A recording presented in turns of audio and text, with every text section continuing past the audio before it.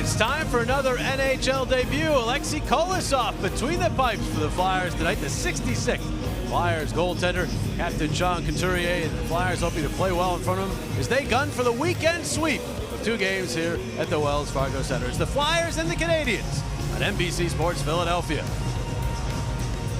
And a pleasant good evening. Welcome to our coverage of Flyers hockey along with Brian Boucher. I'm Jim Jackson. Ashlyn Sullivan will join us a little bit later on. And Bouch, for the Flyers yesterday, a much needed victory. We've talked a lot here in the early season about chemistry and line combinations.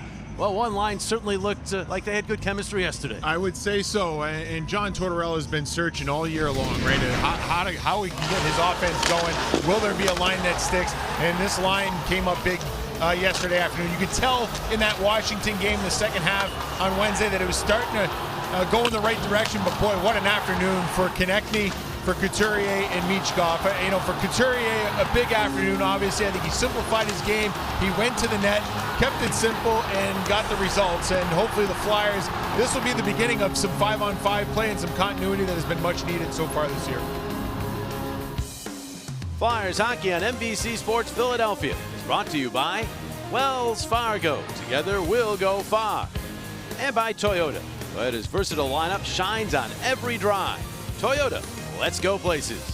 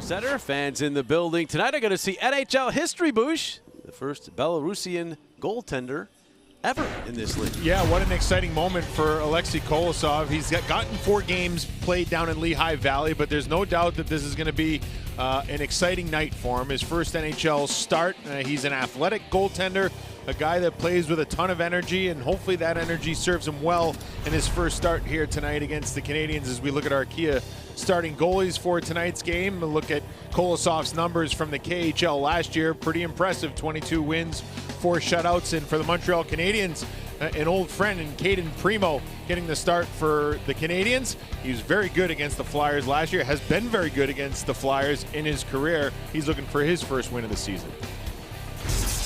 We've grown accustomed to watching Nick Seeler sacrifice his body or do whatever it takes to help his team win games. Yesterday, we saw that he could also add some offense as he scored against his former team, helping the Flyers to a much-needed victory.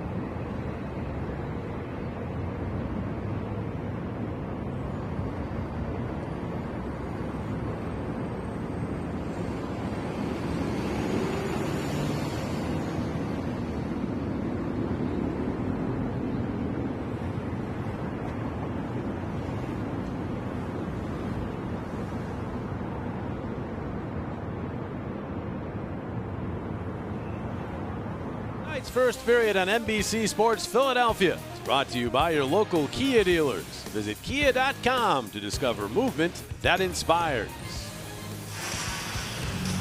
Well, the Eagles have won. The Sixers have won. Flyers try to make it a hat trick here tonight as they take on the Canadiens. And big night in the life of this guy, Alexei Kolosov, 22 years of age, and officially now an NHLer, or maybe not. Gonna drop the puck one more time. Oh, 2 seconds are off the board, so yeah, I think they got to reset that. There you go. Not quite, Alexei. Okay, now he's officially an NHLer as the Flyers gain control and move the puck through center. Noah Cates centering a line with Tyson Forster and Owen Tippett. The lines have changed here for the Flyers once again, although the top line, as you would expect, remains the same. A battle in the Montreal zone, a pair of teams that won yesterday, both ending winless streaks. The Canadiens have gone 4 straight without a win. The Flyers 6. Flyers, of course, the big win over Minnesota. The Canadiens last night in Montreal able to beat the St. Louis Blues. Josh Anderson after that puck, he was a game-time decision after he blocked a shot late in that game, but he's good to go for the Canadiens. Flyers get the puck from and send it into the Montreal zone. Both teams with their first line change of this one. First of 3 meetings between these two teams. They won't play again for a long time. They meet here in late March, and then they'll play their 1 game in Montreal this season in April. There's Travis Konecny fanning on that pass. Turned it over. Cole Caulfield is on it. Very dangerous play across. Nice pass, and it ricochets around. They never do get a shot off. And Nick Suzuki gets the puck. He turns it over. And the pass ahead. And the Flyers move up. Michkov worked on by Mike Matheson, and Matheson stole the puck. And he'll get it back to Caulfield, and now Kirby Dach. This pass intercepted. Couturier will drop it back. This line with 12 points in the game yesterday for the Flyers. changing now as Couturier gets to Farabee, cutting on in, the centering pass for Lawton. And that one deflected to the corner and wiping out. There's a Canadian Army on the far side. Flyers get the puck again, a shot by Farabee off a stick and then the glass. And now the battle along the wall won by the Flyers as Farabee makes a nifty maneuver on Matheson, got it back to the point. Emil Andre in the lineup for the Flyers. He dumped it in along the wall, but the Canadians come right back out. Andre able to check one player off, but now carrying on is Kapanen for a shot that is deflected back off the glass. That's Oliver Kapanen, the nephew of former Flyer Sami Kapanen, bidding for his first NHL goal right there. Puck now deflects out of play, and we'll get a whistle.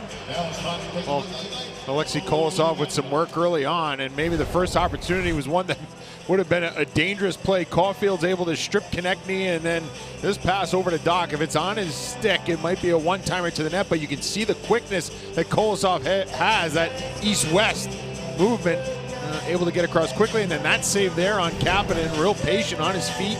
Didn't anticipate a play that wasn't there. Not easy to do when you're in your first NHL game. A good save there early on. 4 games with the Phantoms. He was with the Phantoms late last year as well. After 2 years in the KHL where he played extremely well. Flyers after the puck here. Nick Delorier, former Canadian, and offside go the Flyers at the Montreal line. Let's take a look at the live odds presented by FanDuel. Odds are subject to change. Flyers are favored, Booch, from the start of the game, which hasn't been the case very often this year. Under 6.5 goals. The expectation. That might be a little low. These two teams have given up a lot of goals here in the early season. Yes, they have. 30th. The Flyers are 32nd. Yeah, 32nd, I'm sorry, and 28th for Montreal. So I'd bet the over if I was a betting man, but I'm not. You aren't. This puck tipped deep into the Philadelphia zone. And the Canadians are after Christian Dvorak, the veteran forward. Taken to the wall by Morgan Frost, but still able to get that puck deep. And now behind the net, Pezzetta will move it back out, hoping to get that to David Savard. The veteran defenseman rolls it right back in along the kick plate. Now Lane Hudson picks it up. Number 48, watch him. He's an exciting player. Savard back across ice. There he is, Hudson. He has 5 assists in the early going. Look at his skating ability there. He'll take the shot and ring it off the post. That close to his first in the National as he has the puck again. Little head fake, holds, and then flips it back across for Emil Heineman. Dropping it off for Savard.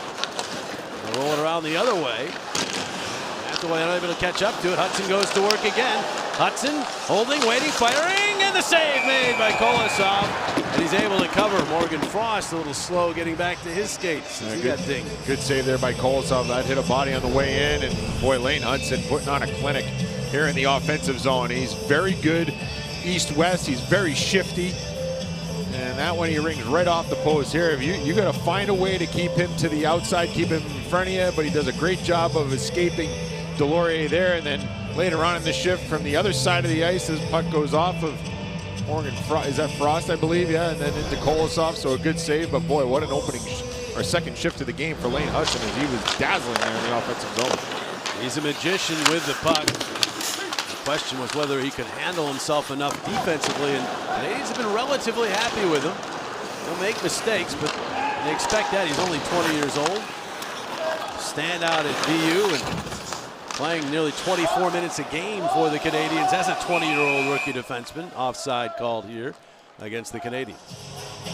Well, good matchup here tonight as we look at John Tortorella, and got to be happy with the effort from the Flyers yesterday as far as their resiliency. A very gutsy win yesterday against a very good Minnesota team, and then his former player that he had in Tampa Bay. These guys are very close.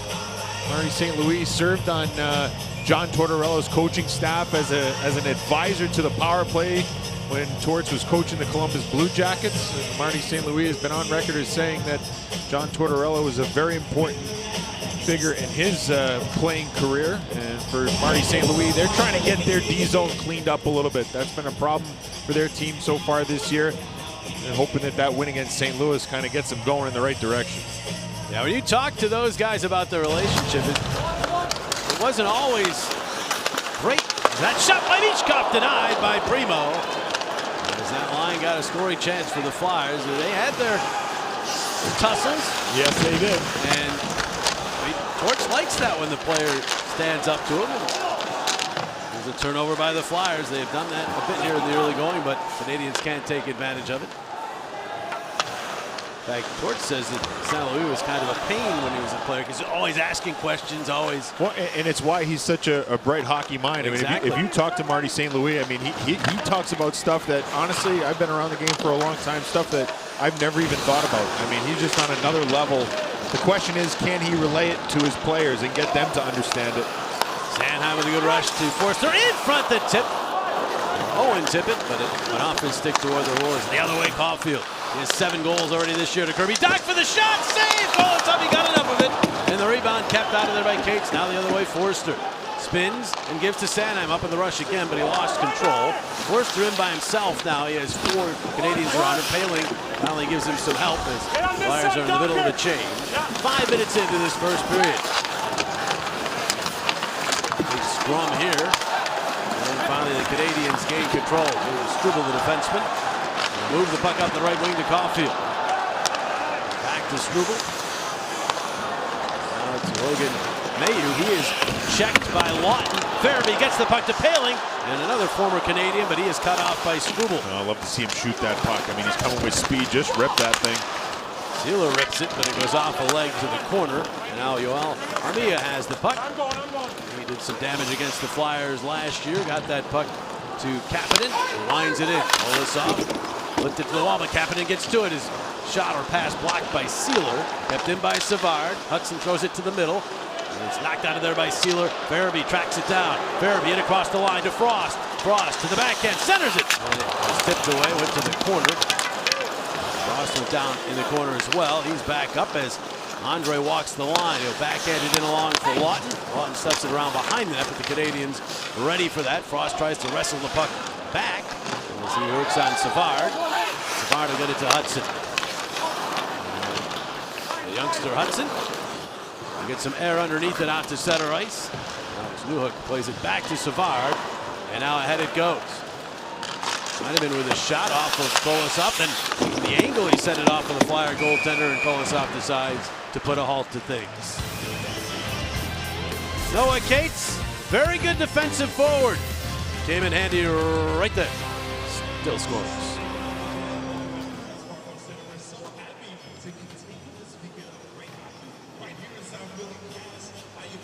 I'm feeling good, especially after yesterday. Like what I'm wearing, and everyone's going to tell you more about it.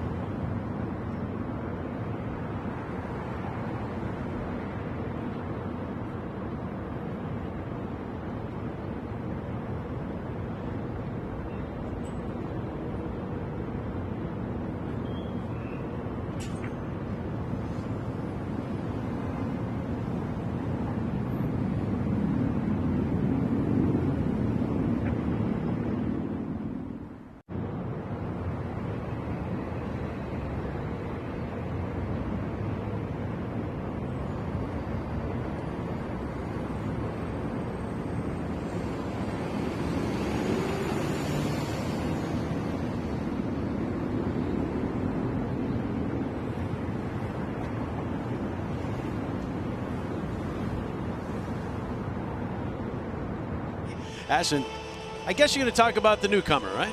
Yes, it's finally time that I get to work here. You mentioned the goaltender, Alexei Kolosov, our first chance to really see him since the preseason. That is because he was brought up from the minors. John Torrell telling us in pregame this is because, frankly, Ivan Fedotov, in his mind, has not played well enough. And we go back to Kolosov, Danny Briere's comments on him in training camp, and he was telling us he feels like it's really important that Kolosov stays in this Flyers organization so they can see his development in front of their own eyes. There was talk he was going back to the KHL for another year, but they feel like he needs to stay within this Flyers organization. It's a great opportunity here for him tonight, guys. Well, the one thing that I think about is if he goes back to the KHL, it's a different style game over there. And I like him here in North America playing on the smaller ice, quicker game.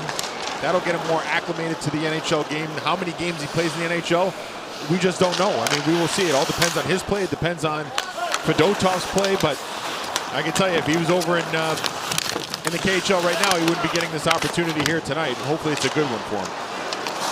Well, he certainly has a lack for action in the first 7 minutes of his debut. The Canadians have been buzzing. There have been some scrambly plays around him. He's made some stops. Back to help of the post. Back to help of that nice play from Cates. Doc acted as though Couturier caught him. And the Canadians are going after Couturier like he caught Doc. Now, oh, man. Jack can't fight Jack Guy. That can't happen. Get a boy, Sealer. Sealer jumps in quickly, and so that one does not take place. I mean, I saw Doc react from up here. We're a long way away. It didn't look like there was contact, but obviously Jack Guy thought there was, so he went after Couturier. But as you say, the last thing you want is this guy fighting Couturier. Yeah, I'm sorry to jump in there, JJ. Oh, no. Jack Guy is a guy that, honestly, there's not many guys in the NHL who are scary in today's game, fighting-wise. That would have been a major mismatch. That could have been really ugly, and good on Sealer to get in there, recognize it. That shouldn't happen. That should not happen.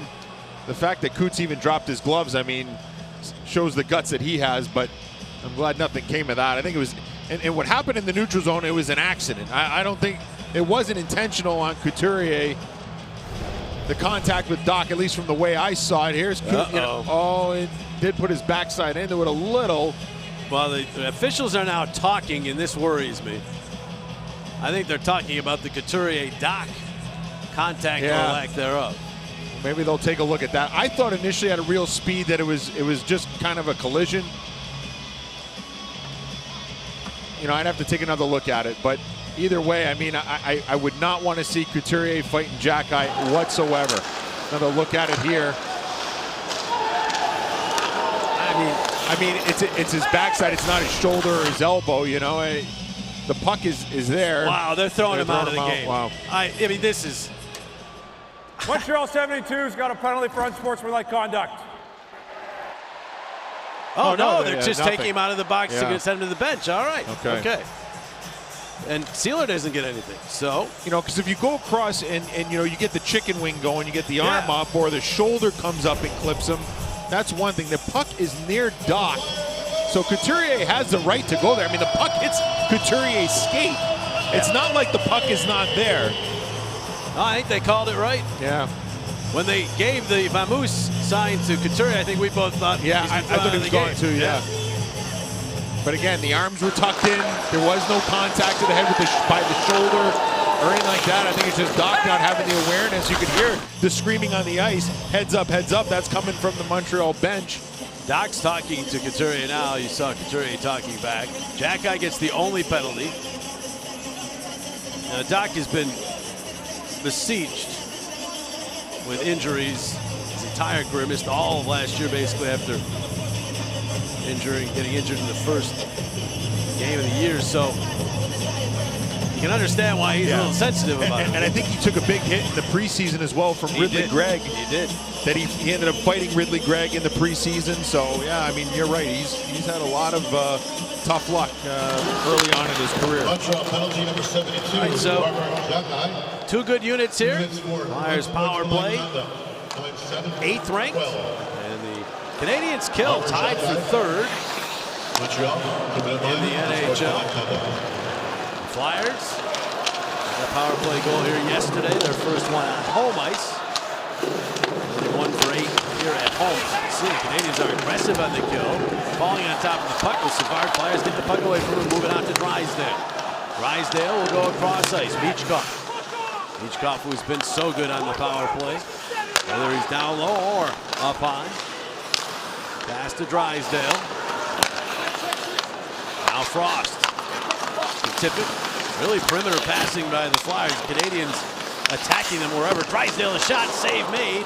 Rebound was there, but Matheson got to it. And now a chance to clear, and they will get it all the way down as Jake Evans, an outstanding penalty killer, does the honors. The Flyers will change units. And We'll see what this looks like. Emil Andre is indeed on the second unit. He's playing in place of Yegor Zamulovin. Turns the puck over there on the entry, and the puck is cleared all the way down. So Andre out with Lawton, Farabee, Couturier, and Forster.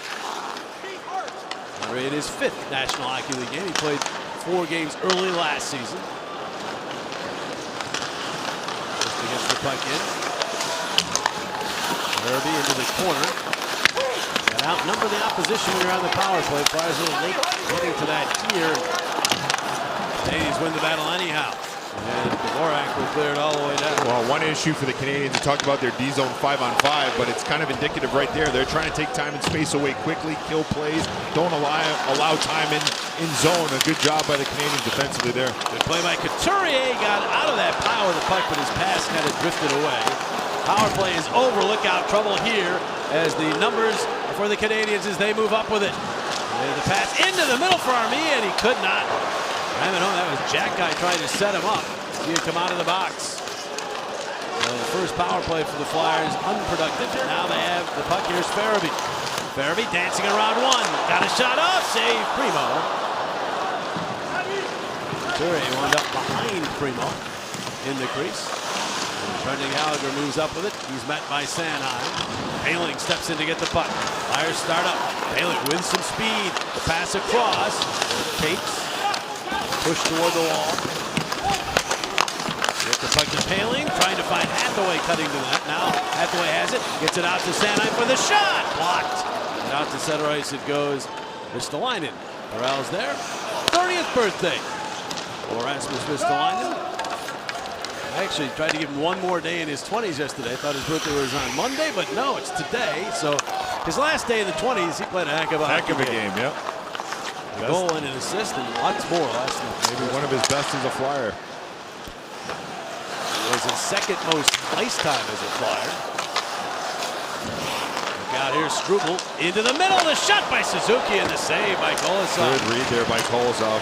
Flyers running around a bit here. Struble holds, fires into traffic, save again. Kolosov rebound, they score.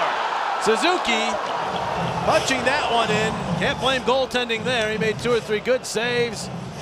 The Canadians take the 1-0 lead. No, you can't blame Kolosov on this one. He made a couple of good saves initially on the one-timer from the slot. Then there was traffic in front. And anytime there's traffic or redirect, it can be difficult to control rebounds. And this shot goes off of Suzuki in front, then off of Kolosov, and then the rebound. It's hard to control at that point. 50 little play there by Doc to get it to Suzuki, who eventually puts it away right there. The little touch pass there by Doc as he gets to the net before Deslauriers is able to get there, and the put away by Suzuki, and the Canadians, who came up with a big kill early on, get the game's first goal. Suzuki remains red hot. 7-game point streak now. All of his points in the season in those 7 games.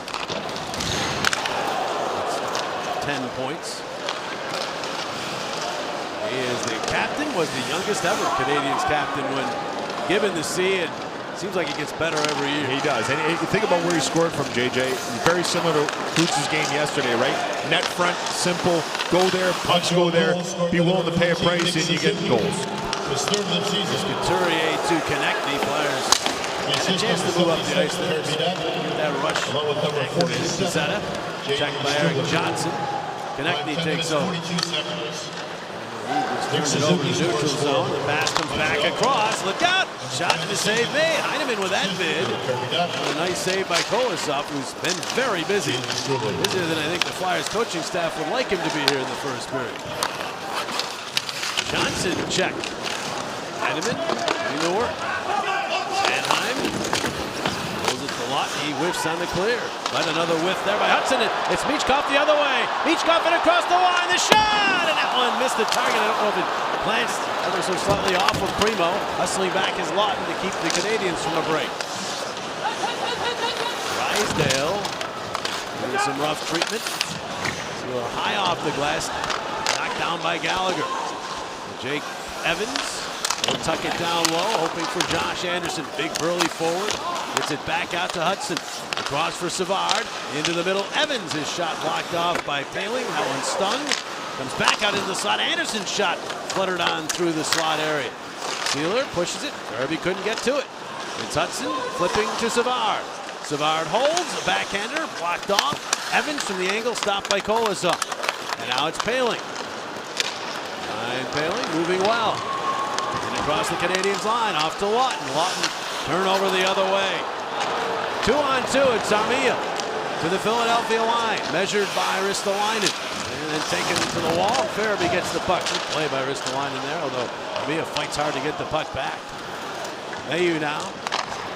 For the young Canadiens, these are two of the youngest teams in the NHL. Canadiens the second youngest by average age. The Flyers are the fourth youngest. How young are the Flyers, Bush?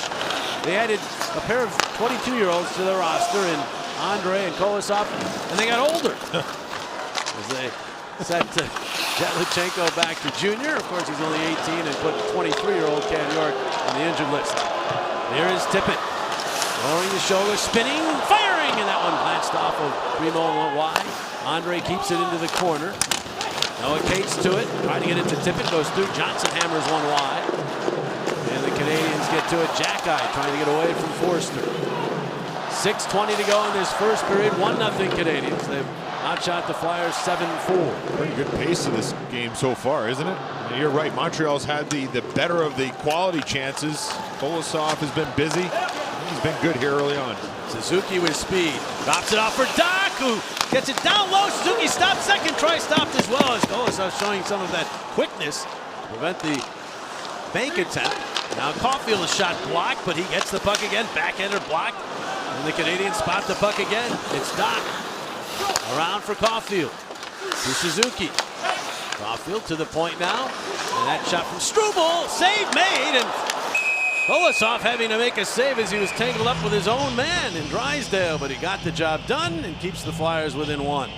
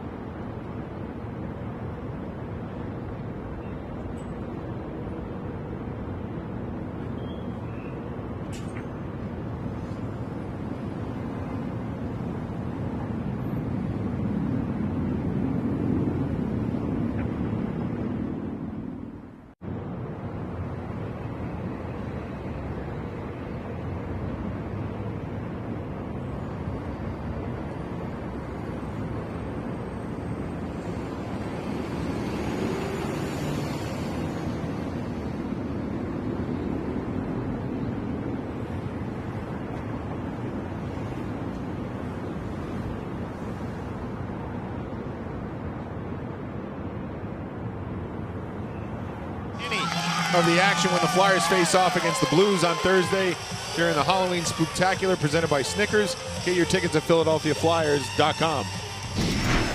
Well, Alexei Kolosov, his NHL debut, and he's been sharp in this first period. The Canadiens have really thrown pucks to the net. They've had bodies there. They've used the high ice and several opportunities in tight as well on Kolosov, and he's been up to the task. And you can tell he's got that athleticism that we've talked about, and an energy to his game that I think can be contagious for the group. I mean, right now I think the Canadiens have owned the territorial play, but there's no doubt when you watch your goaltender battle like that, it can be contagious. Hopefully the Flyers can settle things down and get things going in the offensive zone, but Kolosov so far has looked sharp. He's listed at 6 foot, 185. Atypical of most goalies now, Bush. Most of them 6'2", 6'3", or higher or taller. The thing is, he and Fedotov couldn't be more opposite, really, in the style that they employ, right? It's a great point. I mean, Fedotov size, not nearly as quick. Kolosov is all about athleticism. Look, if you're 6 foot in today's NHL, you better be either smart or quick. Or both. Or both. You know, and I think of a guy like UC Saros in Nashville, who's just about 6 foot. Tremendous smarts, reads the plays, always a step ahead. And on top of that, he's got incredible leg strength. He's able to get across. Because when you're smaller, you got to be at the top of your crease. You just have to be. Otherwise, shooters will see the net. With a guy like Fedotov and some of the bigger goalies, they can sit back a little bit more. They don't have to be as aggressive. But Kolosov, you can see he's got the athleticism. He said at the top of the broadcast, first ever NHL goaltender from Belarus, 17th player overall from Belarus. Igor Sharangovich, Calgary is from Belarus. Current players. Icing the call against the Flyers there. Xfinity gives fans the fastest connection to the Flyers. Stream the biggest moments from the best seat in the house. Xfinity, bring on the good stuff. You know, I know the numbers aren't overly impressive from Kolosov's stint there in Lehigh Valley to start the year. It's a small sample size, but truthfully, sometimes the game in the NHL can be a little bit easier, believe it or not. So I wouldn't really put much stock into the numbers that you see from Lehigh Valley for Kolosov so far. More structured up here, right? It is, and you know, it's not as scrambly. I think you got players in the NHL that know their roles, they know their jobs, they know where to be. In the minors, it's about trying to figure out where the next guy is, where the next play is coming from. It can be a bit scrambly down in the minors. Hitchcock wrestled to the ice by Dach.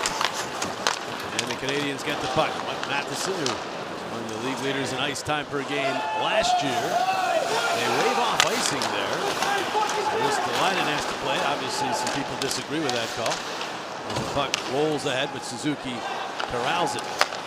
Savard ahead to Dach. Stopped by Couturier. It's twisted back to the Philadelphia zone. Would have been offside for the Canadians, so the Flyers are allowed to play it. And Travis Sanheim. Looking at things, he had over 27 minutes of ice time yesterday. He's climbed back up into the top 5 of the NHL in shifts per game. Dude, Worcester bowls over Heineman. Puck still on the wall. And now Nick Seeler. Seeler playing in his 300th National Hockey League game. Well, there were times where he never thought he was going to make that mark. You're off from hockey, of course. Not all that long ago. Very much an NHLer now. Big part of this Flyers team. There he is, cutting a play off at the red line. He'll skate it in across the blue line. He'll take the shot. It goes wide. Pace to the carom. Tried to backhand it. That's knocked down by Hudson. Hudson with an aerial pass, and it's on the money, onside, and the shot off the post from Dvorak. How did Hudson see Dvorak? I think I saw him do that earlier in the season too. He made a pass like that. Oh, wow. This guy's something else. The scouting report on Hudson says that he's always on his toes, and that is so accurate. I mean, it seems like he's just ready to make a play at all times. Jake Evans taking off the puck. Morgan Frost did not see much ice time in the third period yesterday. Got that puck into Hathaway, but another turnover in a neutral zone by the Flyers. They'll try to take care of it better this time. He moves in across the line. His pass for Frost is broken up. Now the Canadians move back. The veteran Brendan Gallagher sends it in along the wall. Andre will move it quickly to Johnson. Ahead for Frost. Touch pass to Hathaway. And now it's Andre making a move, but the puck just got too far out in front of him. It's back and center for Sanheim. He'll move in across the line. Sanheim checked. Carrying on is Paling. Paling back to Sanheim. He's got some room. He'll fire it. Score! Not sure if it deflected, but the Flyers have tied it at 1 late in period number 1. This is a bullet of a shot by Sanheim, but what's more important is that there's traffic in front of Caden Primo. It didn't allow him to find this puck. Sanheim's able to look up, find a lane, and see the traffic in front. You got 3 bodies, 2 Canadian players. Farabee's there. It looks like it may go off a Canadian player, perhaps Farabee. Farabee points to Sanheim, which indicates maybe to me that it went off a Canadiens defender and past Primo. Either way, a tough stop for the Canadiens goaltender, and the Flyers have tied this thing up. I think that last look, it might have hit Jake Evans and dropped down some. So that would be Sanheim's goal, his second of the year. As the Flyers have tied it up. Canadians coming right back. Here's Kapanen, a shot. Save Kolosov. Up high. Now Farabee will lob one out to the neutral zone. Puck checks up. Oh, he tipped it to get it to Poehling, who stops. And then Farabee is taken to the wall by Kapanen. Tippett frees it back up. Drysdale. Then on. Tippett for Farabee. Farabee changes direction. Kapanen takes him down, penalty. And the Flyers will go back to the power plays. Joel Farabee draws a penalty against Kapanen. Flyers have tied this one at 1, courtesy of Travis Sanheim. Trying to take the lead of the power play when we come back. Holding.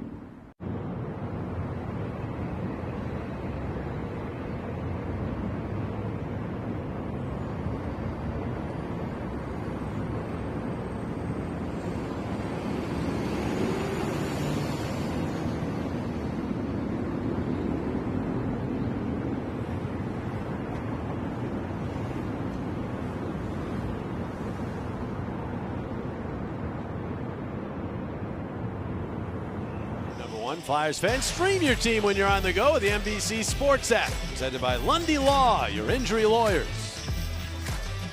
Hey, JJ, wear your Yes. best Halloween costume and trick or treat at the Flyers game on Thursday during the Halloween Spooktacular presented by Snickers. Don't miss the costume contest, face painting, and more Halloween activities. Get your tickets at PhiladelphiaFlyers.com. Joel Farabee does a great job here, changing direction on Oliver Kapanen, and Kapanen's right arm and it takes him down, and Farabee providing the screen on the first goal for Sanheim, draws a penalty there, and the Flyers have an opportunity to grab the first lead of the game. Flyers try to be better with their second power play here. Always helps to win that draw, and they get it done. Here's Drysdale across. Ichkov to the hash mark. So look, that's doing a tip and it deflected and went off of Cleveland's side. And Ichkov then forced to pass back. It's intercepted. Jake Evans moving up and getting some help. And then Ichkov knocked it away and gets it to Tippett. Tippett moves slowly out to center. But back to Michkov, and he's stripped. But there's Drysdale. Maybe Drysdale gets those legs moving, gains his zone, Floss back to Drysdale, is spinning along the boards, but Dvorak is there with time, and he's got a man, but Anderson could not handle that pass, and now Kolosov could not touch the puck. It was out of the trapezoid. Anderson, hard to get that puck away from him, but the Flyers, now there it is, Floss did trying to get that puck away from him. 1:07 remaining in the power play. Here's Drysdale. Flyers beginning to change. As Konechny starts up. Off to Frost. Now Michkov. Across, flagged down by Forster. Flyers have kind of a mixed unit here. Forster out to Drysdale. This way to Michkov. Fires! Save! Primo! Big rebound. No Flyer there. Flyers were on this side of the ice. Here's Drysdale to Michkov again. Michkov drops it back. Forster in front, looking for the tip. Got it! Save! Primo! And he's able to cover. Good little play there in tight. And they get the tip from Konechny, but Primo is up to it. Boy, Michkov, he just uses the whole zone on the power play, whether it's up top as we've seen him score or use the back of the net. Great job there. I mean, going back the same side to Forster, then Forster with a heads-up play, trying to find Konechny's stick. Look at this play by Forster. He's looking at Konechny's stick there. And a good read by Primo to come up with that save, but the right idea. I mean, Michkov just, whether it's the top of the zone, behind the net, he's so dangerous and so fluid on the power play. Flyers win the draw. Andre will drop it off to Couturier. Couturier turns and fires. Glove save. Primo had some sticks in his line of sight, but Primo able to snag that. You know, the one gripe that John Tortorella talked about last year towards the end of the year was they didn't have enough goals that were from situations like this where guys are getting redirects in traffic and whatnot. Air Force are not able to get a stick on it. If he does, perhaps causes a problem for Primo, but I like the idea of getting traffic and bodies to the net. 20 seconds to go in the period. Andre to Couturier. He'll fire another one, but that one off a stick and into the safety netting. Amazing what a 5-point game will do for you as far as confidence-wise. I mean, Couturier certainly seems to be decisive in his decision-making, right? He's getting to the top, shooting pucks, feeling good about himself, and this looks like a much different player from game one of the season. You can just tell. I mean, you get going offensively, and now you want the puck. You want to be shooting pucks. Now he finds himself on the power play, too. Second unit, but he is in the middle of this for sure. Saw some power play time there in Washington and provided a screen, which helped the Flyers score a goal. That was certainly noticed by the coaching staff. Just 8 seconds remain in the period. And have to be a real quick rush here. A lot fair, but he couldn't come up with it. Matheson hammers it down the ice, and that'll do it for period number 1. So each team on the board here in the first. As Travis Sanheim answered Nick Suzuki's goal. Kolosov, solid first period for him in the NHL. It's a 1-1 game after 20 minutes. Tonight's first period between the Flyers and Canadiens was presented by your Philadelphia area Chevy dealers. Visit Chevrolet.com. Ashlyn, Al, and Scott are coming up. Intermission live.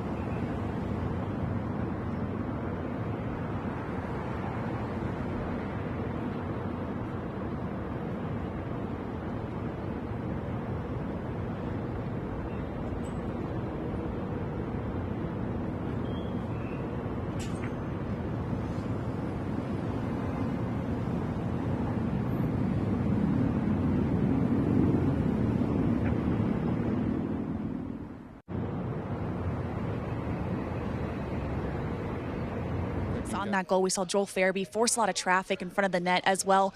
Has there been anything different focusing on offensive approach this weekend? Yeah, obviously something that we recognize that we need more in our game is traffic and guys getting to the dirty areas. And the last 2 nights we seem to be scoring some goals down there. So credit to Joel getting in front, and fortunate to see that one going in. And a big win as of yesterday as well over the Wild. And a lot of guys we talked to post-game just said everything seemed to click. Is there anything in particular you wanted to see carry over from yesterday's win? Well, I think that was the biggest thing, is just recognizing where the goals are scored.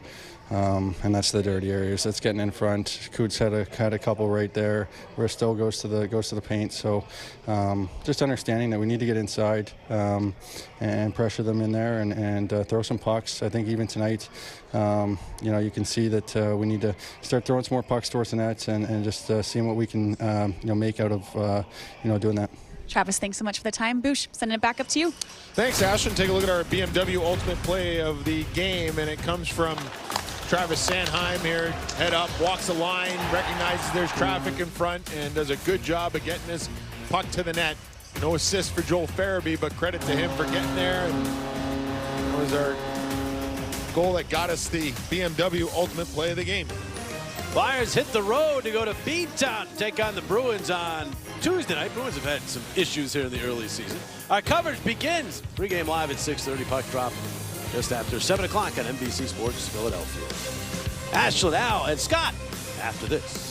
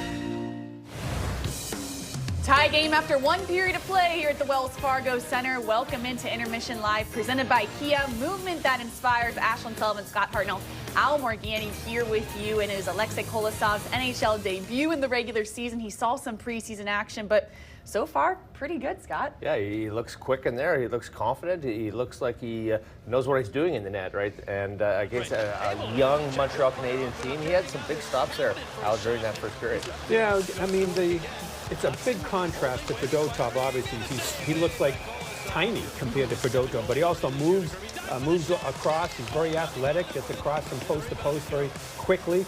I just can't get over the fact that they went shopping and got one extra large and one small. Come back to the goaltenders like this, but it's a far different goaltender. He had a good first period. Yeah, no, and he looks like, you can tell the guys playing in front of him too, like the back checking there, they're around the net, they're clearing out the rebounds. He's doing a good job of deflecting a lot of shots to the corners, right, instead of the rebounds right there where they can have second and third chances. So I like the way he's played. And the fact of the matter is, I mean, with the struggles they had with Fedotov, just to have somebody in there, you got to think you just feel more confident that if there's a mistake is made, the puck may not go in the net. Right, and I got to wonder, Scott, with defense as well as addition, is it difficult to not really know what his game is like right away? It's a little tricky. Probably for me, it would be the handles behind the net. If he goes out and stops the puck, should he move it? Yeah. The language barrier as well, right? So everyone has to be on the same page. I'm sure the D had a meeting with Kolosov here before the game just to try and figure those little things up. So, but for me, it looked sharp this period. I think Drysdale missed the meeting, almost ran him over. One quick answer. Late to the meeting, maybe. But we have lots of goals to talk about as well in this period. We'll show you them here on Intermission Live. Stay with us, presented by Kia.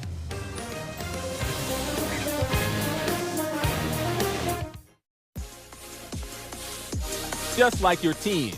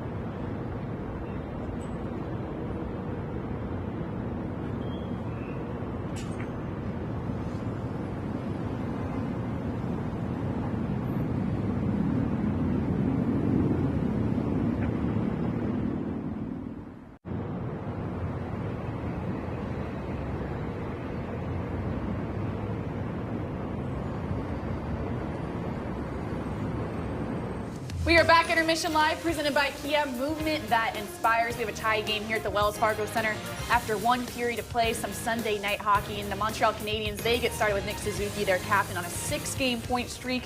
There's a reason you don't want to leave this guy alone, Scott. Yeah, Suzuki, he's a heck of a player in front. I mean, you lose your man in the defensive zone. You kind of run around. There's Morgan Frost right in the middle.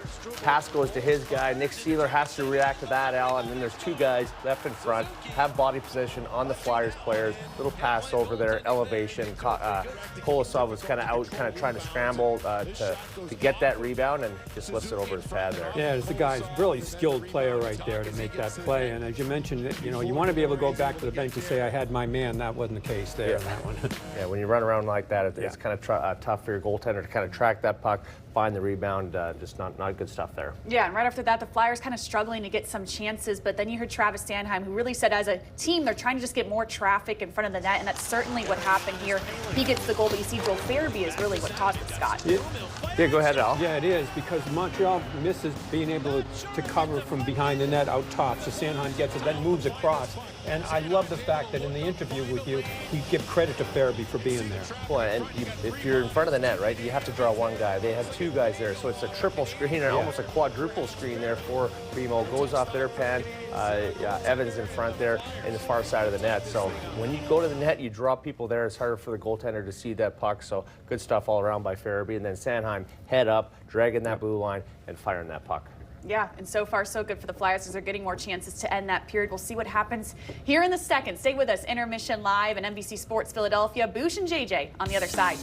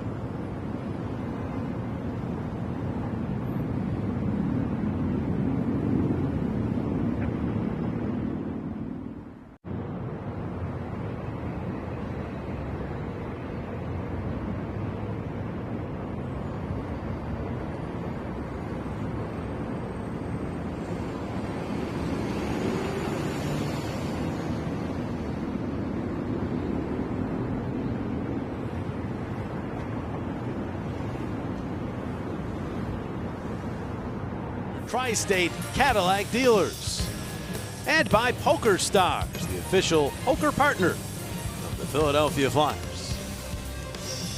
Deadlocked at 1 through 20 minutes of play, just about set to start second period action. Take a look at our Hyundai defensive play of the game. First period, it came from Noah Cates. A good job, recognition, knowing that Caulfield was right on the doorstep. This puck kind of escaped Kolosov, but a good defensive play from Cates saves a goal. Otherwise, the Canadians would have had one there. Noah Cates with our Hyundai defensive play. Noah Cates, at least to start the game, was playing with Tyson Forster and Owen Tippett. Oliver Kapanen will be leaving the penalty box here as this period gets underway. But it's kind of a big game for Cates in that sense. Boucher hasn't been playing that high in the line, of course, with a healthy scratch in several games as well. It is. You know, yesterday played under 8 minutes, getting an opportunity on the second line, and you got to take advantage, right? Good defensive play in that first period. Let's see if something can kind of get generated offensively for him, and see if he can get some chemistry going with Tippett and Forster in this game. All right, the second period has been a problem period for the Flyers, and they're in trouble right off the get-go. Here is Kapanen out of the box. Right to center, does get it in front. Suzuki will get to the puck now. Flyers are -10 in the second period. That is a league low number. At least 2 games I can think of where the second period absolutely cost them the hockey game, Seattle being one of them. Here's Couturier to Konechny moving up. Out of Michkov. Swerves to the middle. His pass was tough to handle for Sanheim as he joined the rush. Yeah, a rare bad pass by Michkov in the feet of Sanheim. We're so used to him just putting it in exactly the right spot. Yeah. Here he does, right on the tape to Sanheim, in across the line. Off to Couturier, his shot is blocked. Drysdale didn't get to that. Suzuki gets it past him. Suzuki and Caulfield. There's Caulfield, and it hit the post. Kolosov might have gotten a piece as well, but it also caught the post. 3-on-2 the other way. Michkov holding to the slot. Drops it back to Drysdale. He'll fire, and it goes off Matheson's stick and out of play. Woo. Wow. I'm not sure if Kolosov got a piece of it or if it's the post, but hesitation by Drysdale after he came off the bench costs him, and it leads to this odd man break. And it's post. Boy, as much as I'd love to say it was a save, this one goes right off the pipe by Caulfield, looking for goal number 8 on the season. He's gotten off to a terrific start this season. Kolosov can thank that thing right there as it kept the game tied at 1. He's hit 2 posts. Caulfield, as we mentioned earlier, 7 goals in the first 8 games. First Canadian to do that since old teammate of yours, Brian Savage, did it back in '99-2000. How about Savvy, huh? Yeah. Caulfield off to a terrific start. Savvy, you know what's interesting? As you're going to talk about Caulfield there, yeah, why don't you take it over from here? Yeah, wearing number 13, changed his number in honor and memory of Johnny Gaudreau, who he idolized as a smallish young hockey player, then got to play with Johnny Hockey in the World Championships and got to become friends with him. Was looking forward to, of course, developing that friendship before the tragic incident in August. So his way of honoring him is changing the number 13, and it's working for him so far this year. It certainly is, yeah. But what a class move by Cole Caulfield. Very much so. The Gaudreaus on social media let them know how much they appreciated that. Canadians get the puck in, and a whistle, and offside is called. You know, Caulfield off to a great start. You know, you mentioned Brian Savage, the first guy to have the start to a season since Brian Savage in '99-2000. My first start was against the Montreal Canadiens. Brian Savage, in that month of October, scored a hat-trick on me in my first NHL game, an overtime win for the Canadiens. I blew a 4-2 lead, so that's why Savvy had such a strong October back there in '99-2000. But the only shocker there is that our producer Casey Feeney hasn't got the video ready. Well, maybe it doesn't exist. I'm hoping. It seems like most of the struggles, and not that you had many, but if there are struggles, he's got them on video and he's got them ready. I know, as well as your great moments. I know the exact date of that. I wouldn't tell Casey. Here's a nice move by Fairby in front. The tip play. That was meant for Poehling. Kicked out of there by Primo. Now Rister. That one deflects wide. Andre gave it a shot. Johnson gets it back in along for Poehling. Set it off Fairby's stick. Fairby circles the net. He's being hooked. But no call. There was evidence right there as the stick comes flying out. Lawton after the puck with Armia behind the net. Mayhew's in there as well. Lawton sealed off Armia. Mayhew got the puck out to center. Kapanen trying to further it. Flyers have it instead. Andre, nice pass ahead. Here's Fairby. Fairby cutting on in the shot. And the save by Primo. Nice little transition play there by Andre. Yeah, puck doesn't get deep for the Canadians, and that allows the Flyers to go the other way. Andre with a nice play off the wall, indirect, and Fairby with the opportunity. A good positional save there by Primo as he's at the top of the blue. for Farabee there. When you see the goaltender out that far, maybe put it off the pads. You can get a rebound for Delorier, but Primo able to swallow that one up. Good play there by Andre, though, to use a glass. Andre, of course, was up earlier in the year when the Flyers were out west. And Sealer was out injured but did not play. He was a healthy scratch for all those games. So his first NHL action this year did get into one game with the Phantoms. And the 4 games, as we mentioned earlier, with the Flyers last season. Here's Hudson using that great skating ability. Goes across ice with it. Savard flips, that hit a body, bounces out of the reach of Hathaway. Hudson shot, knocks Hathaway down. Hudson gets back to the puck and goes to work again. Ristolainen trying to stay with him. Easier said than done. Risto did a good job. Here's Dvorak. Back out to the point. Savard this way to Hudson with room. He'll wind, he'll blast. Scooped up calmly by Kolosov. Little disturbance there. Started Hathaway as usual in the middle of things. Here's a look at our 365 live lines. Line subject to change. 21 over only. Must be physically present in Pennsylvania. Flyers still favor with the game tied at 1, and the over-under remains at 6.5. Good save here by Kolosov, and a good job by Ristolainen too to box out in front of the net. You see he's got Pezzetta tied up. That allows Kolosov to see the puck and get to the top of the crease and make a calm save there with the glove. Top line out for the Flyers here. Couturier, who has been dominant, 16 of 20 face-offs over the last 4 periods, wins another one, and here's Konechny. Gives the puck to Sealer, right back to Konechny, in across the line, drags and then couldn't get a shot off. Plays it back out. Sealer was covered by Suzuki. Became a dangerous play, but Drysdale is over to get to it. What a heck of a pass there by Sealer. Now Drysdale controlling in center. Gives it off to Konechny, and he'll ram it into the Montreal zone. Primo played it through one player. Michkov got it back to Drysdale. Down low, Konechny. Konechny holding on across ice for Michkov. Michkov will carry it in. And he is stripped of the puck on reach of Doc, but Michkov gets it back. Was thinking lacrosse, then tried to center it, got it to the blue, but Konechny could not get to it. And now it's a 3-on-2 the other way. Struble will just backhand in. Flyers getting back. And Ristolainen will drop it off for Sanheim. Long aerial. Cates did get a piece of it, so no icing. Jack Eye will play it. Only player in NHL history. His last name beginning with X. Plays it across. Mayu gets it in. Big hit by Ristolainen as he deposited Gallagher. With the puck back to Mayu for a shot. Score! Not sure if that deflected, as Mayu took the original shot. And the Canadians are back on top 2-1. I think Gallagher may get it. This was, I think it was redirected right in the slot. Gonna look here, Mayu. Oh yeah, right off the shin pad of Gallagher. No chance for Kolosov. I mean, you can't even read that. I mean, first of all, it's one thing if the shot is on the ice. For a goaltender, you can kind of read a high tip. But that shot was obviously knee height, and Gallagher does a good job of getting his shin pad on it. In a lot of ways gets a fortuitous bounce too. I mean, that can hit a shin pad and go any which way. Just happens to glance him just ever so slightly and in the top corner past Kolosov. Tough break. Well, the Canadians with their second lead of the game. Flyers will have to fight back. Yesterday's game, the Flyers led Montreal goal scored by number 11, Brendan Gallagher. 3 times. They also trailed once. It was a seesaw affair. Here's Anderson winning a battle in the corner. They get the puck out to Jack Eye. He'll wrist one that's blocked out high by Paling. Andre goes after with Evans. Evans maneuvers it to Gallagher. All the way up the wall. There's Jack Eye.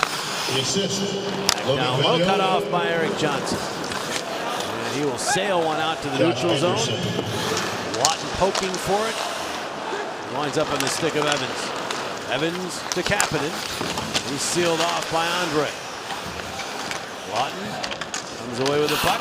One hands it to center, but no further than Hudson. Past the Philadelphia line. Johnson got a piece of it. The centering pass by the Canadians broken up by Paling. Paling to Lawton. Banks it ahead out of the reach of Farabee. Savard back to get it. And veteran. That's the Newhook. His pass knocked down at the Philadelphia line, but then set in by Newhook. Kolosov will play it up the other side of the ice. Nobody there for the Flyers. And the Canadians have it. This is Armia. Stopped by Frost, who finds Delorier.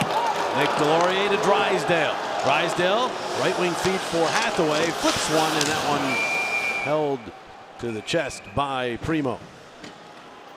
Early on, second period, a 1-goal Canadian lead.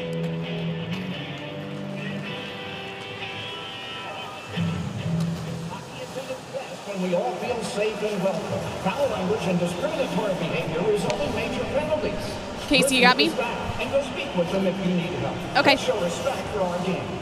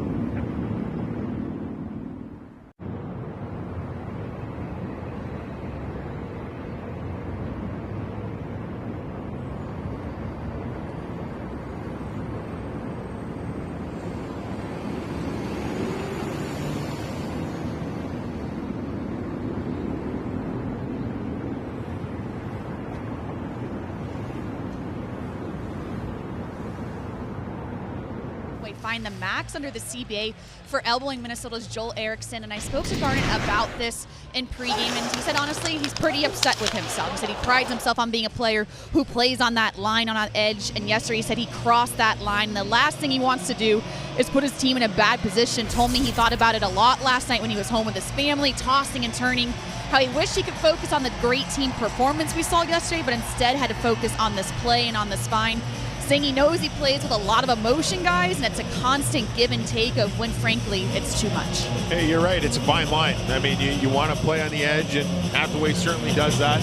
You know, if that forearm is probably in the chest, not a big deal. Maybe it's just an interference that did get a little high, and it's one of those moments that you learn from.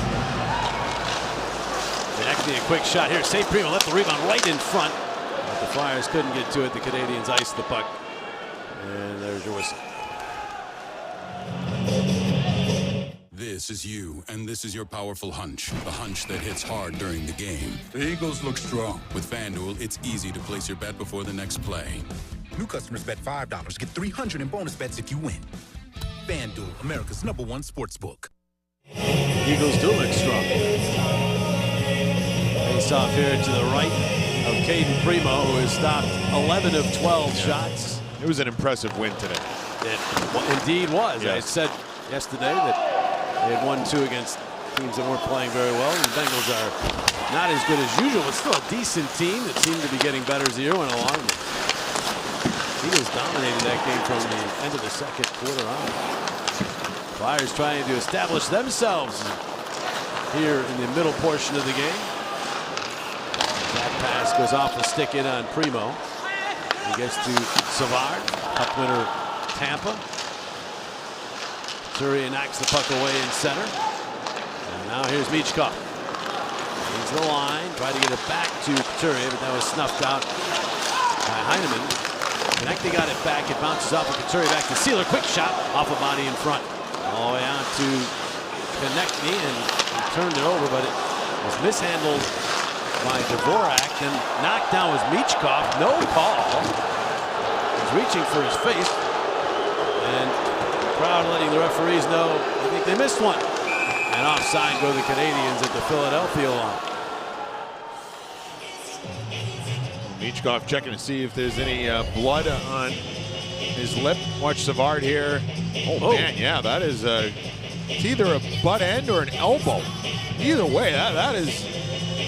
And he saw him coming. He took a look. So it's a sneaky, dirty play by Savard, and no doubt the officials missed it. The puck was going in that direction. Usually they won't miss it when it's that close to where the puck is, you know?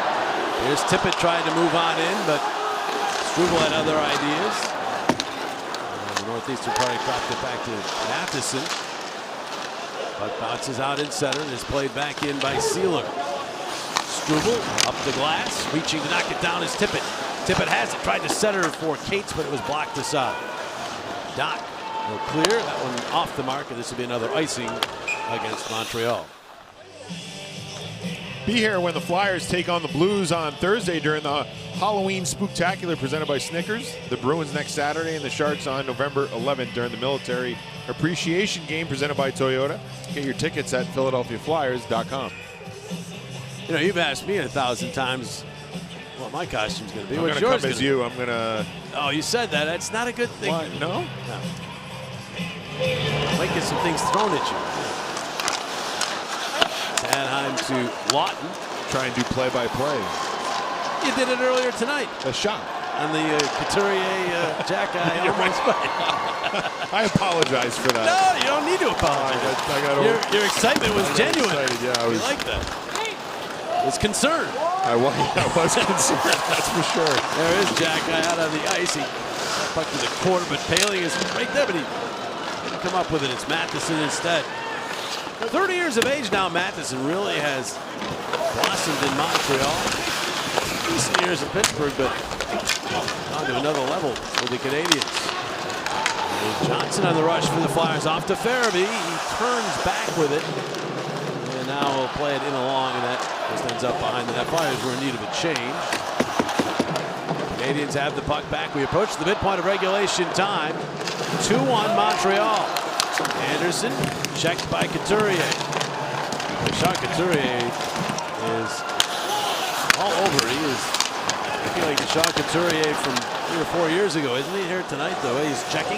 Yep. This puck comes all the way through.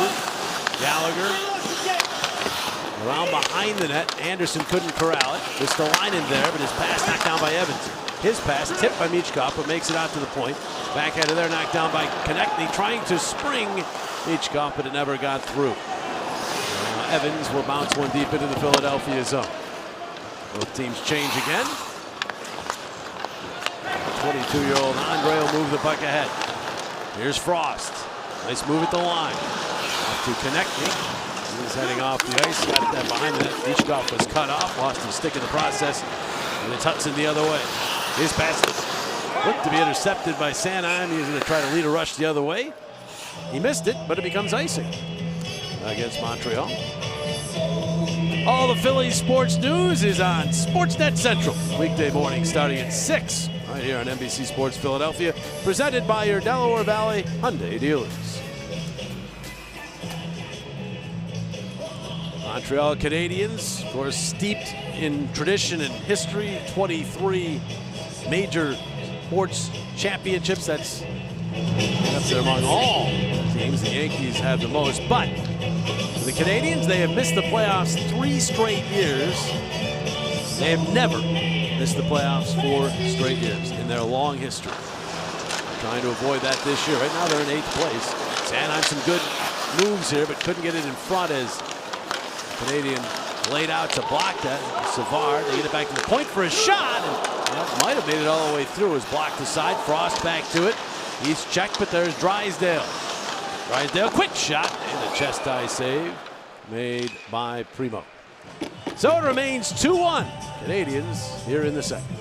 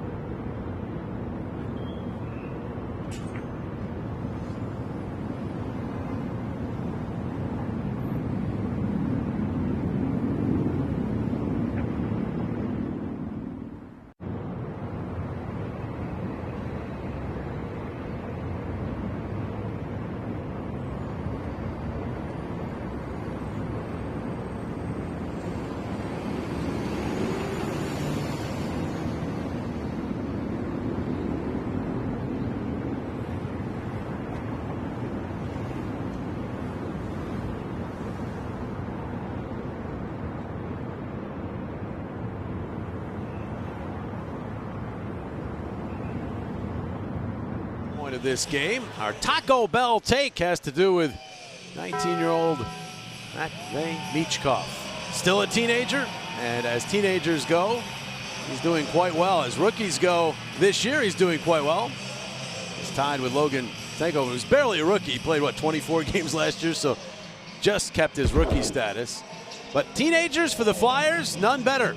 As Michkov and Peter Zezel, the only teenagers to have 9 points to their first 8 games.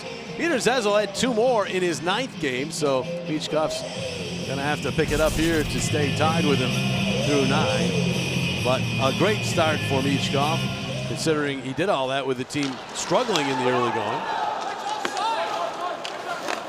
Power play certainly a lot better, and he's a big reason for that. A huge reason. What a difference he makes. Great pass there to Couturier. He was quickly checked. Drysdale fouls the play up. Konecny will work the puck to the corner. Konecny all the way across for Couturier. Couturier back out to Sanheim. Sanheim shot deflected wide by Konecny. Michkov trying to get to the rebound. It bounces off Drysdale into the middle of the ice, and now it's the Canadians the other way. Evans with some speed.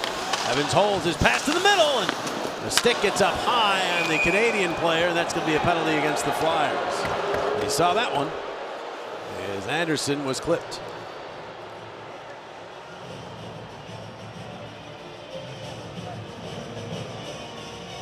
Looks like it's just going to be 2. Philadelphia, number 9, minor penalty, high sticking. The Canadians go the other way after the Flyers have a near miss at the offensive zone, and here you see the stick come up by Drysdale, clips Josh Anderson right there. Fortunately, only 2 minutes, as no injury was the result of it, and the Flyers have to come up with their first kill of the game. Canadians win the draw. Caulfield a shot, and Hathaway sacrificed to make the block. He's in all kinds of pain. Puck comes back for Suzuki, who fires one wide. There's Hathaway back on his skates looking for an outlet. There's none. He holds on and drops it back to Sanheim, who couldn't clear. He hits Matheson with the clear. And the Canadians right back to work. Suzuki to Matheson, and now Caulfield. They love to set up Caulfield with a one-timer. Suzuki thought about cross ice. There he is for the shot, and it's Ristolainen flashing across to the puck out of the zone.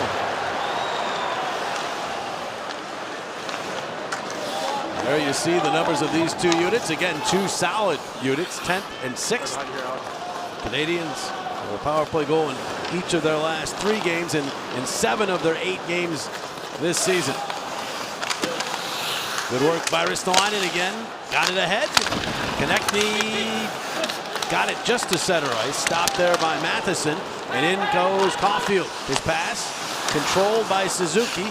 He goes cross ice. Matheson reaching for it. Sanheim pestering him. Now it's Newhook in the corner. Lost sight of it. Sanheim in, but he couldn't clear. And they get it back out to Matheson. Looking for a seam. Firing. And the save made by Kolosov. Not sure if that hit the shaft of the stick. Made a strange sound. I think it did catch a shaft with the stick, yeah. Now Matheson holding on. Half minute remaining on the power play. Doc. Matheson. Suzuki with the shot. What? Bounces back out. They chop at it. Comes through to Caulfield. Caulfield fires. And he scores. Wasn't sure it was in, but it was. Caulfield again on the board. It's a power play goal, and the Canadians with a 3-1 lead. Well, JJ, you said it. The guy you got to watch out for in this power play is Cole Caulfield. I mean, he's a sniper, and he hangs off to that side. He had a near miss earlier in the power play on a one-timer, and then this one here, he kind of pulls back and is patient, waits for the lane to open up. Initially, Ristolainen was there to kind of get in the shooting lane, but credit to Caulfield. He just hangs onto it, kind of looks off Kolosov, and then sneakily fires his puck to the net on the short side. It squeaks through Kolosov, and the Canadians' power play that has been very good this year gets another one. It's his 3rd power play goal of the year. And Caulfield now 8 goals, 9 games. It's a pretty darn good pace, Booth. Yep, Mr. October. Tied to the league lead. Last year, he had a decent year, 28 goals, played all 82 games, but his shooting percentage is way down. And there was a thought that if he got that going, here's Tippett with a shot. That one rides high, might have glanced off the Primo. I think Savard got a piece of it, actually. And now it's Johnson at center. The thought was that if Caulfield got his shooting percentage back to where it normally is, he's going to have a huge year. Yeah, he's a 40-goal scorer if he just gets a couple bounces. So a 2-goal deficit now for the Flyers. Look out here, a shot by Pezzetta. That one just wide, all the way out to center. Hudson after it there. He's stripped, and Poehling the other way with speed. Poehling fires, glove save Primo, and he hangs on. Save there by Primo, an important one to keep it a 2-goal lead for the Canadians. A look at Caulfield and the season that he's having. And he's sure off to a great start. Kucherov always there. I mean, he's so dangerous. Another look at the goal here. Caulfield just kind of, look at how he just backs away, waits for the lane to open up, and you got to expect the unexpected with guys like that. I mean, they throw pucks to the net quickly, and they can surprise goaltenders. He certainly surprised Kolosov there. Sealer all the way in, got it to the blue, and then it bounces away. And the puck will go out down the ice. Drysdale on his horse. We'll backhead it to the red line. Armia on it there, into the middle. Here's Kapanen in, couldn't get a shot off. He couldn't come up with the puck. Here's Armia's shot, blocked by Drysdale. Lawton takes a look, holds on, and then gives to Drysdale. Poehling deflected that, so no icing. Flyers will change. Canadians will try to take advantage of the change. They get the puck ahead. Here's Kapanen. Drop pass for Newick. It was a little bit off the mark. Rolls all the way down to Noah Cates. Cates ahead, but lost it in center. Flipped right back in by Montreal. Shots are even at 15, but the Canadians have the lead where it matters. 3-1. Noah Cates. And a turn away from the check in center. Ends up puck handling, lost it. Good play by Forster to knock it away from the Canadians. Although Matheson right there, and he turns it over to Frost. Frost down low looking for Forster. Got through him. Eric Johnson takes a shot off the stick to the corner. Evans, a long outlet off the stick of Johnson to Caulfield. In on goal, and he fired it wide. And the Flyers live to be within 2 goals, but not going to survive many more of those. No, that's the last guy you want to see on a breakaway. Fortunate miss there. Frost to the puck. Morgan Frost pushes it ahead. Cates will play it in. Matheson. Forster to the puck and moves away from him. And off to Doc, and he'll just send it deep into the Philadelphia zone. Sanheim for Ristolainen. He'll bank it ahead. Off of Beachcoff and in, but right there is Savard. Hudson drops to Jake Evans. Evans will try the bank play here to Gallagher. He'll have to play it back behind the net. Evans back up the wall. Savard tips to Gallagher. Gallagher will flub that, but it winds up going to Evans, who scores. I mean, when things are going right, they're going right. Gallagher breaks his stick. The puck finds Evans, and he makes it 4-1. You know, when Gallagher breaks his stick here, I mean, it slows down the velocity of the pass. And as a goaltender, you should be able to beat that pass and get across. I wonder if Kolosov thinks that this puck may go to somebody else en route and didn't want to overcommit. I mean, there was traffic when it was, you could see he was already sliding. I think he was anticipating maybe this puck going to somebody more in the high slot. Surprised that it went all the way down to where Evans was. See, there was traffic for him to pick up that pass as well, so he kind of had no idea where that puck was going to go. I mean, because the velocity was so slow, I mean, that's one that you should beat, but when you don't see it, it's hard to know where it's going, and the Canadians with the fortunate break, and they got the 3-goal lead. The Flyers' second period problems continue. They've been outscored 3-0. They are now minus 13 in the second period in game number 9 of their season. Gallagher and Savard with the helpers. Here's Heineman. Hit by Andre. Tippett gets the puck through Forrester. Tippett knocked down trying to get after that puck. Canadians have it again. There's Jacka. They'll wind it back in. That goes off the stick of Kolosov. Tumbled. But kept in by the leg of Mayu. Newhook and Forster. Canadians get that puck. Trying to get back to the point. Lawton tips it. Lawton trying to pull away. Lawton gets half a step. A stick pops free. He pivots. Lawton takes a look. Turns, fires. And it, I believe, went wide. Maybe Primo deflecting it a bit. And it's Newhook the other way. Banks it in. Farabee races back to keep Armia from it. Flyers further to center to run out of steam. No icing. Canadians right back to the offense. Caulfield fires that one. And the save by Kolosov. The puck sat right at his skate. Canadians exploding for 3 here in the second.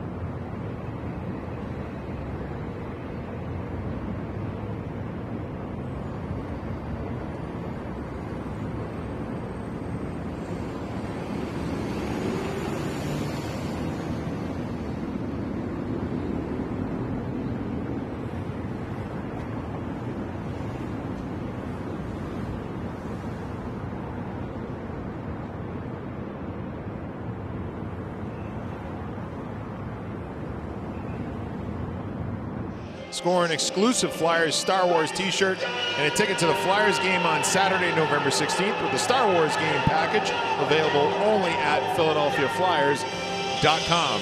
Time for crease coverage presented by Liberty Mutual Insurance. A look at Alexei Kolosov's night. 4 goals on 16 shots. He's been the victim of a little bad luck. One that he probably liked to have back on Caulfield's power play goal, but you can see the athleticism and the quickness that he has. It was an exciting night when you play your first NHL game as a goalie. The Flyers have been outchanced 15-8, Bush, so people are going to say goaltending because 16 shots, 4 goals, but they've been outplayed in this game. Yes. Here's Struble. Ed Frost, nice play to knock that down, sends Hathaway in, and the shot blocked by Matheson. And while Caden Primo has struggled in his first 3 appearances this year for the Canadians, he doesn't struggle against his dad's former team. He has great numbers against the Flyers. He gets fired up to play the Flyboys, doesn't he? It seems like it. Here's a chance. Tippett. Really jumbled up with Michkov at the line. Puck out to Sanheim. He dances on in, but a lot of white jerseys to deal with. And he tried to play it to Michkov, but they failed to connect, and it's Suzuki the other way. They'll filter that into the Philadelphia zone. 1:35 to go in another tough second period for the Flyers. Anderson stuffs it down low. Sanheim. We'll get that to connect. It's Hudson instead.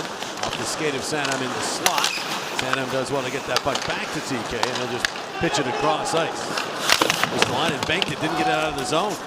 Anderson kept it in. They try to corral that bouncing disc. Sanheim taken to the wall by Evans. Ristolainen is there. To Michkov. Trying to work a play to connect there. Deflected though. Hudson is back to get to it. Here's Savard. Michkov and Gallagher going at it. Yeah, and play is stopped, so there will be calls here. Brendan Gallagher averse to getting involved in things like this. Well, he's one of the best at getting under the skin of opponents, and he got Michkov's blood to boil. There was a play along the wall where Gallagher kind of got the stick up on Michkov, and Michkov gave it right back to him. This is the ending result here. Look at Gallagher with a smile on his face, and boy, you got to love the fire in Michkov's belly, don't you? Philadelphia number 39, minor penalty, slashing. He gets the only penalty. Yeah, it's a retaliation, but you know, before that, Gallagher rode him into the wall at the end of the Flyers bench, got the stick up on Michkov, and that was missed. And what we see is the end result. As I mentioned, Gallagher is one of the best pests in the NHL. I mean, he's so good. Watch it on the left side of your screen. He finished him. Watch the stick right there. Kind of chops him right in the jaw area, and Michkov gives it right back to him. And that was interference. It was way after. You'll see it right here. Watch. Yeah, I mean that's interference. Not only that, though, the stick is right up by his throat. Yeah. I mean, it's a missed call by the officials. They only see the retaliation. Michkov has every right to be upset. Second power play for the Canadiens. They scored with their first, and Suzuki denied by Kolosov. Puck bounced right along the blue afterwards. Flyers able to get it out of there, but not out of the zone. Matheson over to keep it in. Penalty. An interference call is spotted. Canadiens had the puck, so I'm assuming it's against Montreal. It's going to be interference. Yeah, Hathaway draws the penalty. Montreal number 14, minor penalty, interference. Boy, that's the end of the Canadiens power play, which has looked awfully dangerous. There you see the contact by Suzuki on Hathaway. Suzuki thinks that Hathaway goes down a little easy, but it's a heads-up play by Hathaway. He knows there's contact there. He knows the puck isn't there, and once Suzuki touches him, Hathaway able to draw the penalty. He draws a lot of them. As we saw earlier, he takes some too, but draws. He's always involved. So 4-on-4, the remainder of the second period into the third. 19 minutes and 23 seconds. Here's Hudson moving up, lost it, and then he'll drift back out to center ice. He'll drop it back to Armia. Matheson to Hudson. He can scoot, get across the line. Little head fake, juke jive. Hold, spins.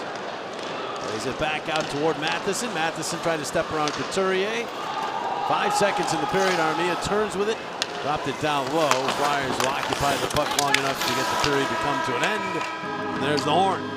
A good period for the Canadiens. Evans among their 3 goal scorers. Caulfield and Gallagher also on the board. They turn a 1-1 tie into a 4-1 Canadiens lead through 2 periods of play. Tonight's second period between the Flyers and Canadiens.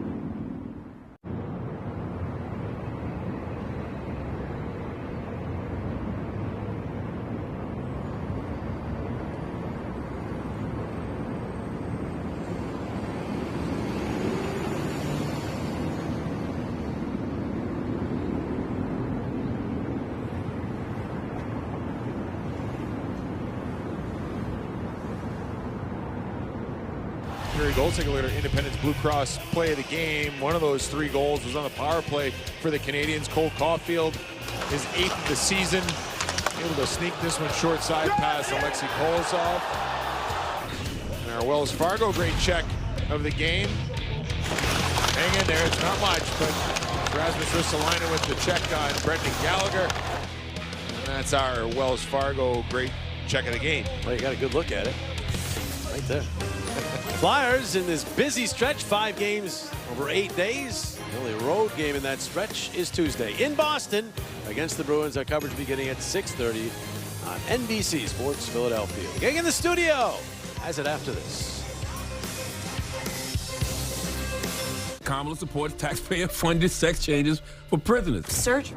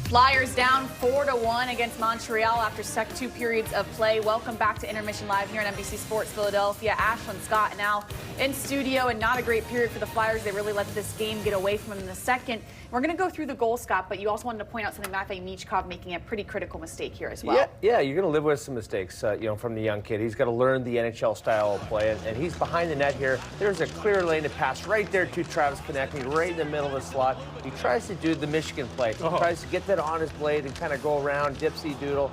You got to pass that puck to your best goal scorer right there. Then you fast forward about 20 seconds later. Here's a simple play. Josh Anderson up to the point shot. Guys crisscrossing off of Brendan Gallagher's knee and in the net. A tough goal for Kolosov to save that one, but it starts 200 feet from your net. You got to make the simple pass, and I'm sure TK is probably going to say something to him, Al, or Torts is going to say something to him. He has a long leash. We know that.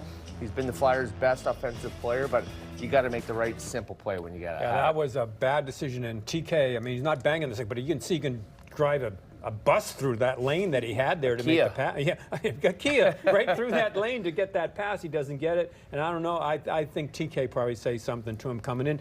If he had scored on them, if he had done the Michigan and been successful, there would have been confetti here. But that happens once in a blue moon. Yeah, absolutely, not the time nor the place to try that. Yes, and we know how John Tortorella feels about the Michigan as well, so that's a whole other wrinkle to this. We're going to talk more about Montreal's goals and how they got ahead in the second period. Stay with us here, Intermission Live.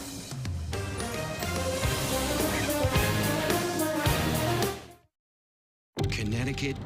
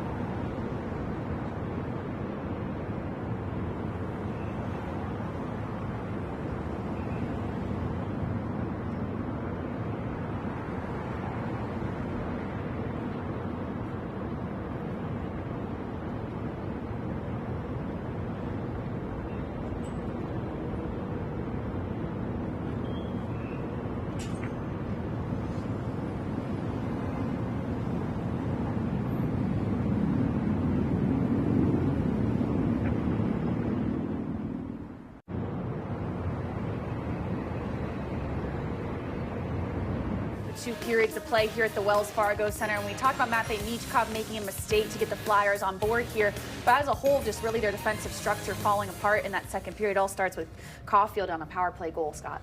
Yeah, it's crazy how all works out. A great block by Garnet Hathaway early in this PK. Just kind of a weird balance here. Cole Caulfield stops it, and a great shot there. Yeah, that's a poised play on that power play because he takes his time, he waits, Risto goes past him, goaltender's kind of frozen. When you can freeze somebody, watch just the delay, just that small delay, catches him, squeaks through right there. Pretty good reason why you got a guy that's got as skills like this, why he's got as many goals as he does to there, because when you're in that position to just have that moment, it changes everybody's angle. Yeah, no, it's absolutely right, and he's a sniper. You can't let him shoot from that period, and then another one at the end of the period here. This one's unbelievable. This is kind of the Flyers season summed up in a nutshell. Brendan Gallagher takes a shot, breaks his stick from the point, right there. Yeah. It ends up going right on the tape of Jake Evans. Backdoor one-timer and an unstoppable shot. No, unstoppable, and you can't even, I mean, you can't read it because the shooter didn't read it. It goes, nobody knows where it's going to go. Goaltender not set for it because he's expecting that shot to come in there, and there's a goal. Although, on balance, Montreal sort of earned their way to a lead like this because Philadelphia really struggled through that period. And being outscored 19-6 there on the banner there in the second period. You're not setting yourself up for a good third period to be in these games, but hey, there's still 20 minutes left. Yeah, and you got to think the approach to the third period here. We heard Travis Sanheim talk about it, just get traffic in front of the net and see what happens. It seems like they have to get back to that. Well, look at their goals yesterday afternoon. Yeah. Get to the paint, get your nose dirty, get it right over the goaltender, and give Primo some credit too. He's made some good saves of the chances the Flyers had. And he may get some power play chances. Been a bit chippy. We'll see what happens here. Get a power play goal, and that could change everything. I just don't want to see that Michigan try it in this period. No more of that, at least in today's game. We'll see what happens here in the third period. Stay with us here, NBC Sports Philadelphia. JJ and Boosh on the other side.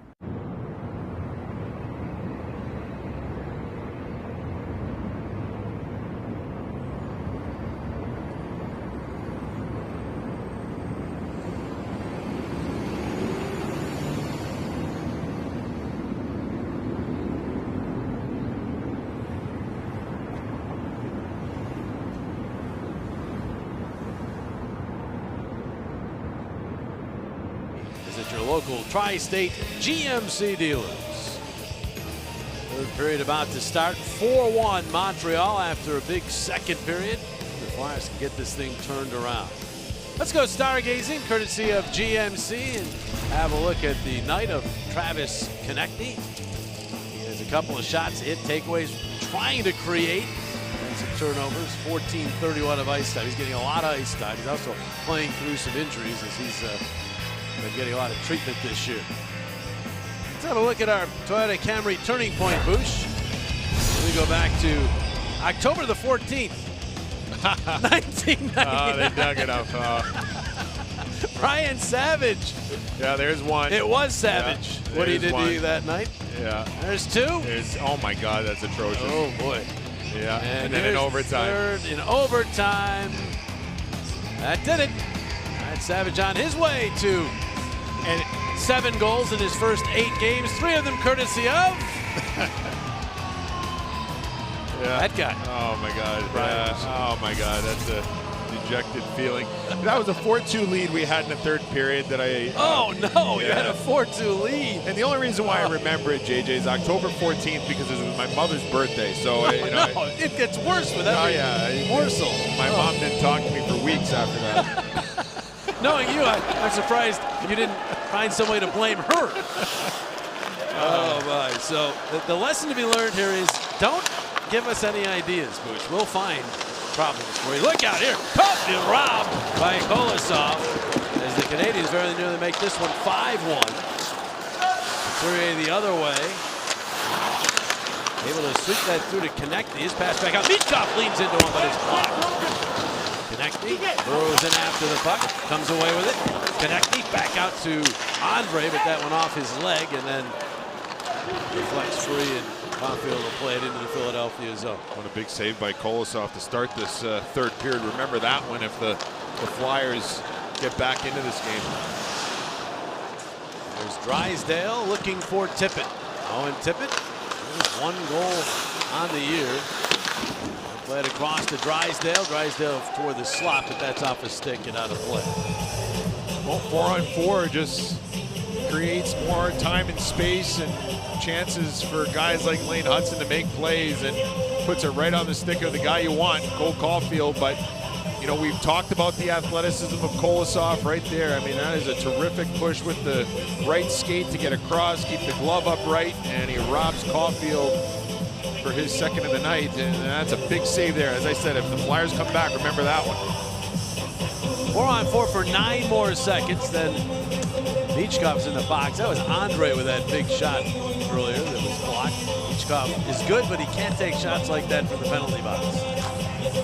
Never know, though. Maybe, you never know. Maybe he can. He's a magician. I don't think he's that much of a magician. It is 36, not 39. There's Matheson across to Savard. So the Flyers to an abbreviated power play, but the Canadians with the puck and a centering pass for Anderson, tipped away by Andre. Now, Flyers move up. There's Frost. Off to Michkov. Turns with it, but he's quickly checked. Still has it. Got it across to Sanheim. Sent it back across, but that's tipped away by Suzuki. And now the outlet to Anderson. Anderson, a game-time decision. He blocked the shot late in that game yesterday. Did not return. They didn't think he was going to play. They called up a prospect to play, but he found himself ready to go. Did Anderson. Now Sanheim off the glass. Backed that by Gallagher. Ristolainen has to seal Gallagher off in the corner. Flyers have it back. And I'm ahead to Watt. Watt hits a streaking Paling. In he goes. Paling the shot. And a save calmly by Primo. Watton then turned it over as Amia will take it over. Amia will then wind it in. Johnson is back for Philadelphia. Eric Johnson creeping closer to that 1,000 game mark. He's at 994. Noah Cates on the right wing, but the play is called offside. Grab a ticket to your next Flyers game and score a 24-ounce Yuengling Traditional Lager, an exclusive co-branded koozie with the Yuengling Night Out package, available only at PhiladelphiaFlyers.com. The Flyers trying to mount a comeback against a guy who, as we mentioned earlier, just seems to thrive playing against the Flyers. He was born, was Cade Primo, in the area. Voorhees is listed hometown, but obviously his dad Keith was a member of the Flyers, a captain. Played his youth hockey here. So. He did. Flyers steal the puck.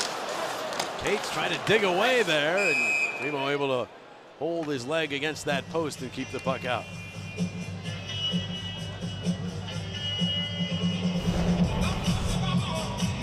Primo with a little mix-up with Arbor Jackeye. Cates is there on the scene, and Cates tries to bank it off the skate. Primo alertly able to get that skate up against the net, and then also cover up with that left skate as well to kind of make sure nothing squeaks by. To draw, the puck goes back around Montreal net. Here's Struble. Head for Kirby Dach, former Blackhawk, overall pick. Sealer. Head out of the reach of Tippett. We'll play it across to Matheson. And he misfire on that pass. But no icing as the Canadians are there. Suzuki to Dach and then out to the point. Matheson across, Struble with some room. He'll take the shot, bend it off, and bounces into the slot. And was taken out to center by Matheson. So as he plays it back in, offside whistle. Here are those numbers we were alluding to. This is coming into tonight, 9:48. He stopped 17 of 18, so that's gone up even a tick. He might be tied or better than Sorokin now. He just thrives on play. Now he's got a chance. He and Sam Montembeault are the two goalies now. It's a three-goalie system. Jake Allen last year for a while. Now it's a two-goalie. He's got a chance. He's the younger of the two to kind of stake his claim. Hasn't played very well this year until now. At least the numbers would indicate that, but he's getting the job done here tonight. Well, I think there should be plenty of playing time for him. There's a quick shot off the turnover and the save by Kolosov. Delorier thunders in. He and Pizzetta have some words. Pizzetta is certainly a guy who will get involved, but probably at this point for his team, no reason for him to fight, right? Yeah, you're right. I mean, he's got to stay out of it. I think Hathaway thought there should have been a penalty there. That's what led to the turnover and the eventual shot on goal. Here, watch Hathaway in the corner. Dvorak on him, and Hathaway trying to sell a trip. No call. The legs got kind of locked up. And back to, Primo just for a second. Montembeault is a good goaltender. There's some talk about him maybe even being, one of the goalies for Canada in the Four Nations. Yeah. However, I don't think he should play more than 50. So there should be ample playing time for a guy like Primo to get in there once every 3-4 games. That'd be a good little rhythm for him to get into and prove his worth to the Canadians. He's had some good stretches and he's had some stretches where it's gone rough, but he's at the point in his career where he's hoping to take the next step. Gathers this puck in and got the whistle as the Flyer is dumped in front. Take a guess. Started Hathaway. I'll say this about Primo. I mean, last year after the Allen trade, he played well when he got regular playing time down the stretch. Ended up with a .910 save percentage for the year, which is certainly good. So we'll see. He's a great kid. Well, let's face it, it's not like the teams he's been playing behind in the last couple of years in Montreal have been very good. That's right. I mean, that's why those numbers are where they're at. I mean, as this team continues to get better and he continues to get better in his career, for a goaltender, it takes him, close to 100 games to really get comfortable in this league. I mean, he's not even at 50 just as we look at Mailloux taking down Hathaway. For Primo, I mean, he's at the point in his career where you want to make that next step. It's an important year for him to prove to the organization and to himself that he can be a good complement to Sam Montembeault, because Montembeault seems to have established himself in Montreal as well. There's Stalainen trying to get that puck deep, but the Canadians play it down the ice. This will be icing as Sanheim goes back. So not quite 5 minutes into this third period. Kind of a stop and go beginning to this stanza. And as I think out loud, I talk about Sam Montembeault, there's been some chatter about him on that Canada Four Nations team. Think about Canada. If there's one position where they are lacking, it's in goal, isn't it? It is. They are stacked every other position, but the fact that we can't come up with like a bona fide number one for Canada in that tournament is like, it is a head shaker to me. I mean, Binnington, who are the other names out there? It's not that that's what I mean. Sam Montembeault is a guy that's I'm hearing some rumblings about. There's Konechny to Sanheim, and that shot missed short side.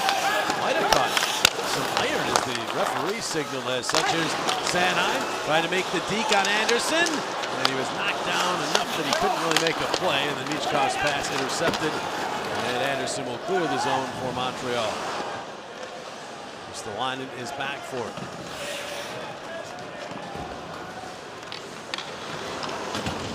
Survey as he meanders up. Drysdale off lot, stick and in. Paling after it. Flex the corner a lot. Back to the point. Drysdale walks to the middle, fires wide of everything, bounces out to Farabee. Farabee after it in the corner. Farabee centered, but that wound up on the stick of Newhook. Former Colorado Avalanche prospect player will move that head on. Joel Armia into the middle, offside against Montreal. We talked about youth being served here in this game for both rosters. There it is numerically in terms of average age. Both teams on their active rosters have 13 players 25 years or younger. That is young. It is. And for the Canadiens, you know, they trade for Patrick Laine before the season starts. He's out for 2-3 months with a knee injury that he suffered. You know, maybe some fans wondering if the Canadiens are ready to take that next step. I still think they're a couple of years away. They're young. They've got several picks coming in the upcoming draft, the next 2 upcoming drafts. So they're getting there, but they're young and they're trying to learn on the fly. They have a ton of prospects, and they are very banged up right now. Not just Laine, but Slafkovsky we talked about earlier. Gouli, they've got some other guys out. Barron. There's Kate swinging the puck down low. Reinbacher, who was the guy they chose instead of Michkov. Yeah. So they do have injuries. We got a referee down. He gets back up. There's Carter Sadlak. Puck controlled by Suzuki. I think Carter's still feeling that. Yeah, he looks like he's hurting in the corner there. He's not moving out of the corner. He might have to play dead here if he can't skate up. Now he's going to give it a try. He is a hockey ref. Savard sends it in. Impossible for the referees with the pace of play now and the size of these players to stay out of the way. It's so tough. By Savard on the cross. Up the wall. Big hit by Andre, but might have been able to play it all the way down. But another icing against the Canadiens. And now the officials are going to check on Sadler. Instant takeaways from today's Eagles game against the Bengals. I think there were more than one Eagle playing in the game. Check out Rube's observations on our website or on your NBC Sports Philadelphia app. Gonna look at the official Carter Sadlak and the tumble he takes. He's gonna fight through it though. Find a way to hang in there.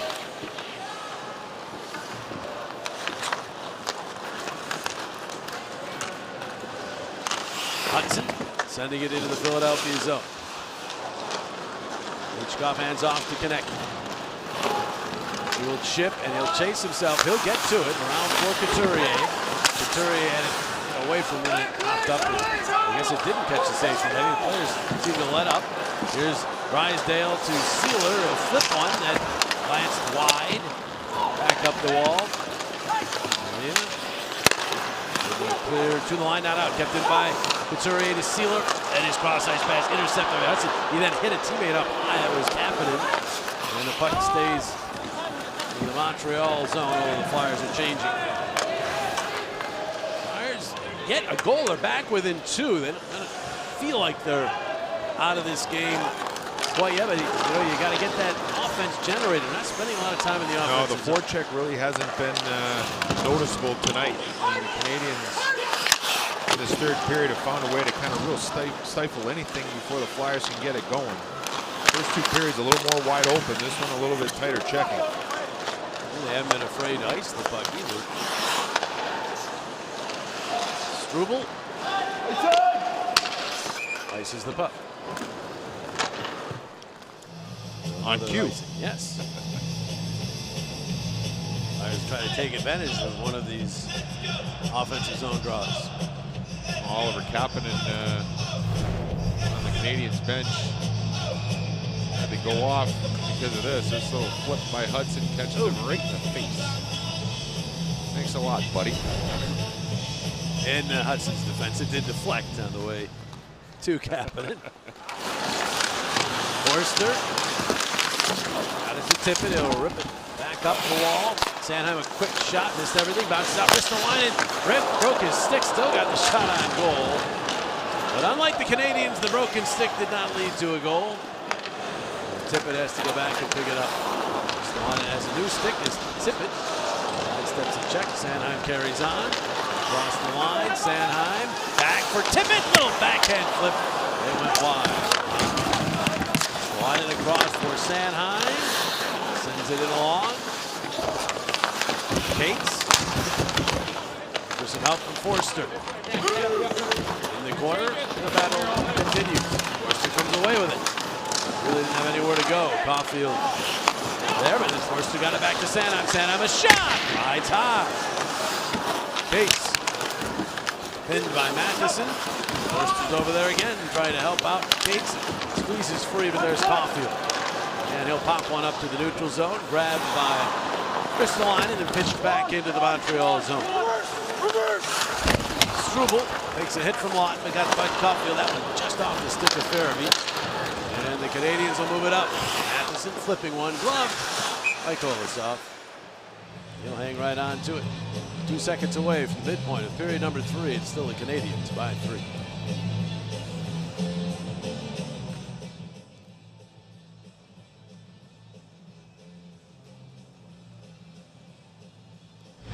Michkov. We'll go Michkov.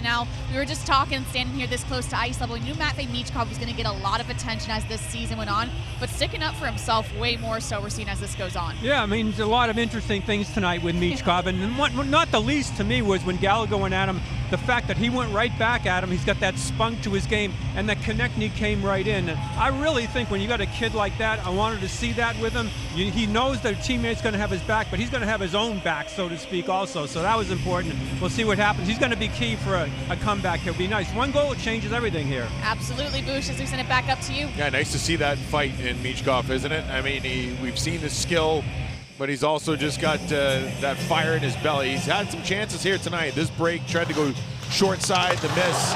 First period, the one-timer on Primos in the slot stopped, and Primos had all the answers, but Michkov continues to make plays. He also was taking a bit of a beating there from Savard, and then Gallagher the stick, and we talk about the fight and the unwillingness to back down. You gotta love that stuff. Canadians, Mayu sent that off the back wall, again those live boards, and Kolosov able to melt it down. Now the board's reminiscent of the old Joe Louis Arena in Detroit. That was a place you always had to be ready as a goaltender. They used to intentionally shoot pucks wide on purpose for plays like this, and if you're not ready for it, it can be problematic. But Kolosov was alert, got a stick on it, was able to freeze it up. Flyers win the defensive zone draw. Andre Johnson, off Farabee.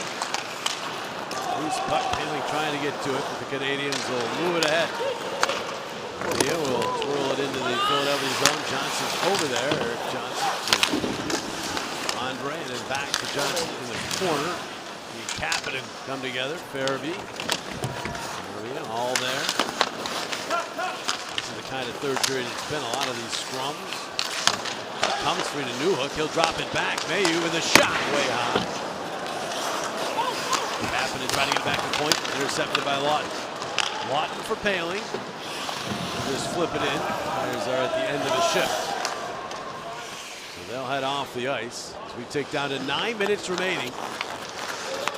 4-1 game. It's been 4-1 since 15:01 of the second period. As Gallagher goes after the puck. Knocked it off. Canadian player takes a tumble. Frost moves up. 3-on-2 for the Flyers. Frost to Hathaway the shot. That one handled by Primo as it was right at the crest. Still a 3-goal game.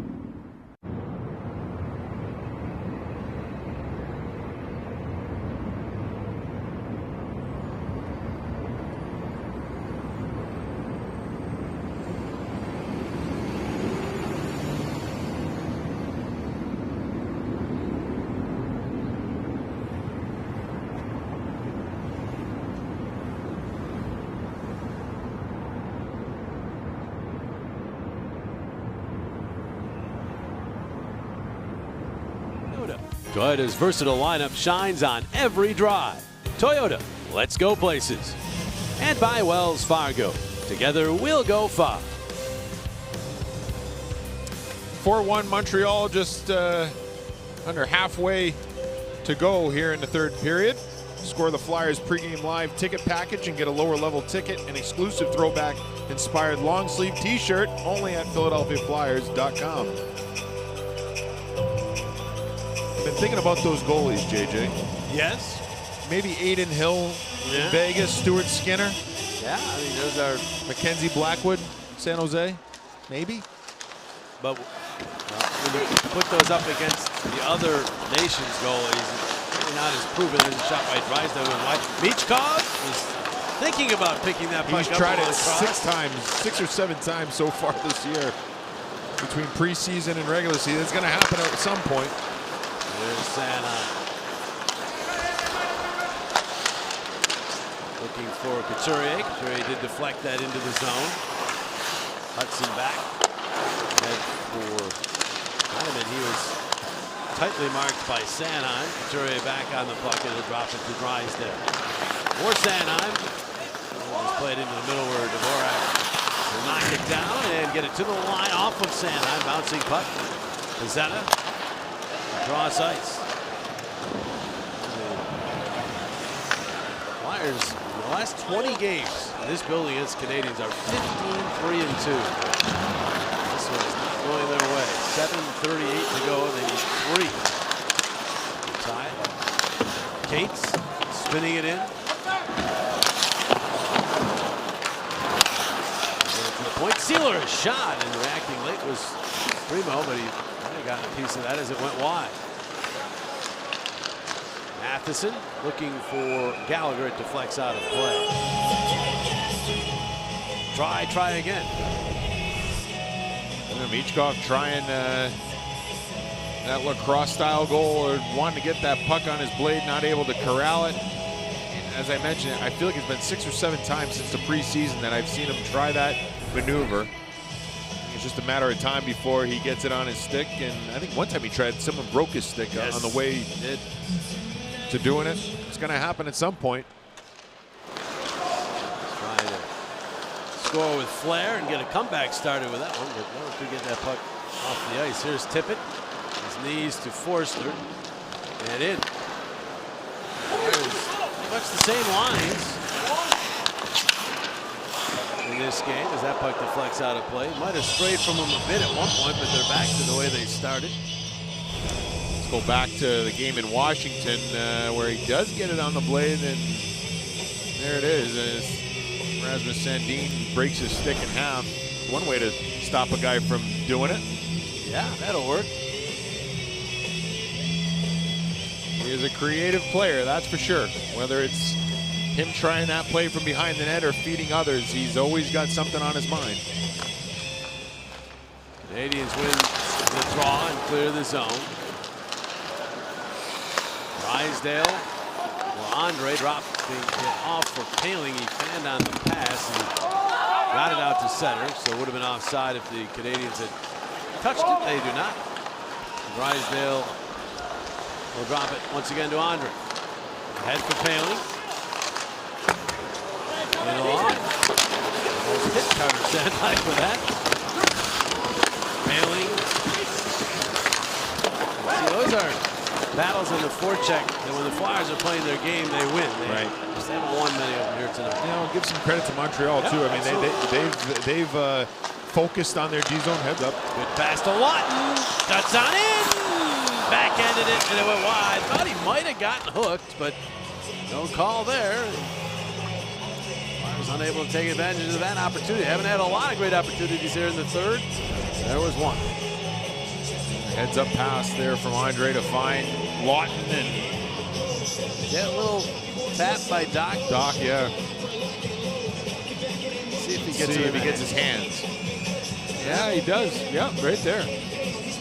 No doubt. Frustrating night offensively for the Flyers. But undetected, and so remains 5-on-5. That might have even been a penalty shot. Here's Ristolainen, a shot that's blocked, bounces to Sanheim across. Delorier got it to Hathaway. And now Frost trying to escape the clutches of Newhook. Turns with it. Goes the other way, and then finally is just knocked down. And the Canadians lift it out through center over the head of Sanheim. Ristolainen digging back for it. And they call it icing. Last second. So another icing against the Canadians. They have not been afraid of that here in the third. Stream your team when you're on the go with the NBC Sports app. Presented by Lundy Law, your injury lawyers. You know, as I was saying, the Canadians just their focus is on their D zone. You can tell in this third period.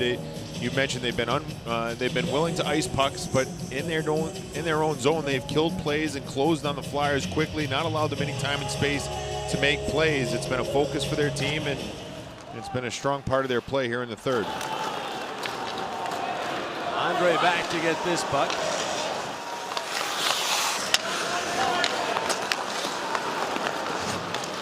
And a couple of nice passes through center. Touch pass. Couturier keeps it in the zone, fires it to the corner. Konechny has the puck. Konechny to Andre. Did he keep it in? They say he did. Down low for Couturier. Back to Andre. A shot that's deflected wide. Konechny trying to get to the puck. Got knocked down at the side of the cage. Drysdale kept it in to Couturier. Couturier turns with it. Lays it off. Takes it back. A little backhander and it's blocked. Nice pass from Michkov back to Couturier there. The other way now. Anderson looking for the pass. Sealer tips it away. Josh Anderson back to the puck. Pursued by Drysdale. And now Sealer takes over. Konechny. He'll play it toward Michkov. Couldn't reach it. Sealer has it back. And he'll drill it in. 4.5, maybe a little less than that. I was that far away from dropping to 1-3 here. The Wells Fargo Center this year. And the Canadians that far away to pick up their first road win of the season. Matheson, the pass through center goes all the way in on Kolosov. Kolosov going to play it back to center. Knocked down by Matheson, and back in it goes. As we enter the Toyota RAV4 minutes to play. Ristolainen. Some trouble with the Montreal forecheck. Pezzetta. Back into the corner. And that's Dvorak. Take it away from him, and Tippett starts back. Owen Tippett off of the right side, Forster. Around behind the net. Sanheim up on the play. Got a little help from Forrester. He's pinned. For some help. And Tippett gives it to him. Got the puck across. The shot! Save made. As Andre was denied, he's got the puck back. He'll play it to Tippett. Tippett flips it, hit a body in front. Dropped down near Cates, but he couldn't get the stick on the puck, and the Canadians ice it yet again. Mentioned earlier that this is game number 300 for Nick Seeler, who is either gassed or maybe in some pain. Hopefully it's not pain. Well, he blocked so many shots that you just never know what a gamer he is. Yeah. As I said, about 3-4 years ago, I don't think he thought he'd make 300 games in the NHL, but here he is. Yeah, and he's locked in for several more years. 28. A contract well earned. Great story. Flyers win the draw. Here's Drysdale. That goes to Poehling in the corner. Ryan Poehling turns with it to Drysdale. Hammers one wide. Bounces all the way out into the slot. Lawton a poke at it, but it was blocked. And Struble will clear. Andre finds Poehling. Poehling for Lawton. Tightly marked. Bouncing around. Herbie reaching for it. But the Canadians have it. And Matheson. Get it to Struble. Suzuki is checked. Canadians find the puck though and lob it deep into the Philadelphia zone. There's 2:25 remaining. The Flyers will head to Boston Tuesday, then 2 more home games next week. St. Louis. Boston comes back here. Here's Sanheim cutting to the middle. Sanheim, the shot, he scores! Make it 2 for Travis Sanheim. And with 2:12 remaining, the Flyers are within 2.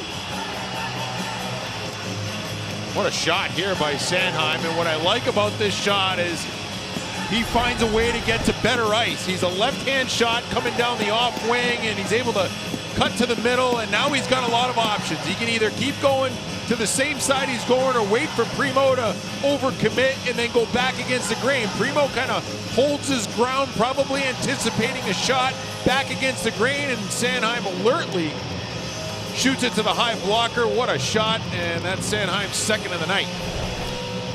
Third of the year. He's been pushing play all night. Oh, yeah. He's been up on it. Flyers will try to get the goaltender to the bench now in favor of an extra attacker pretty quickly here. There's 2:12 remaining. And they'll win the draw. Sanheim carries it up. Kolosov starts to head to the bench. Flyers trying to keep that puck in. Michkov could not move it past Hudson. Gallagher now has an empty net to fire at, but couldn't get the puck toward the net. Here's Tippett. Second goal tonight. Lacrosse. Great wide feed, and the Flyers weren't able to handle that. Sanheim does tip to Konecny. Going to carry it in. Give it off to Tippett. Tippett around behind. Get it in front. Konecny scores! Travis Konecny jams that one home. And what do you know? It's a 1-goal game with 1:43 to play. Wow. Buckle up. The Flyers find some life. The goal by Sanheim a few moments ago is giving them some life. Kolosov to the bench. The extra attacker. Tippett. Good usage of the net. Escapes the defenders, and then the backhand feed right to Konecny, who finds some space between the skate and the post. And you got to imagine that Kolosov will head to the bench once again, and there's a timeout still in the pocket for the Flyers, and still a lot of time to get this thing tied up. Goals separated by 29 seconds. Flyers pressing. Kolosov stays in the net there. And the Canadians lob it down the ice for icing. Thank you very much, say the Flyers, as they hustle Kolosov off the ice. They'll get the extra attacker out and have an offensive zone draw with 1:27 remaining. Wow, that could be a costly mistake. I mean, Matheson had time to, or was it Dvorak, I believe? He had time to get the line. He just simply sent it down the ice. And now an important defensive zone faceoff for the Canadians as the Flyers have a little bit of life. Couturier and Suzuki, pair of 14s on the faceoff. Couturier, who's been dominant in the draws, got that one. Here's Konechny to Sanheim and across. Drysdale to Sanheim. Back to Drysdale. Sanheim in the middle. Back to Drysdale.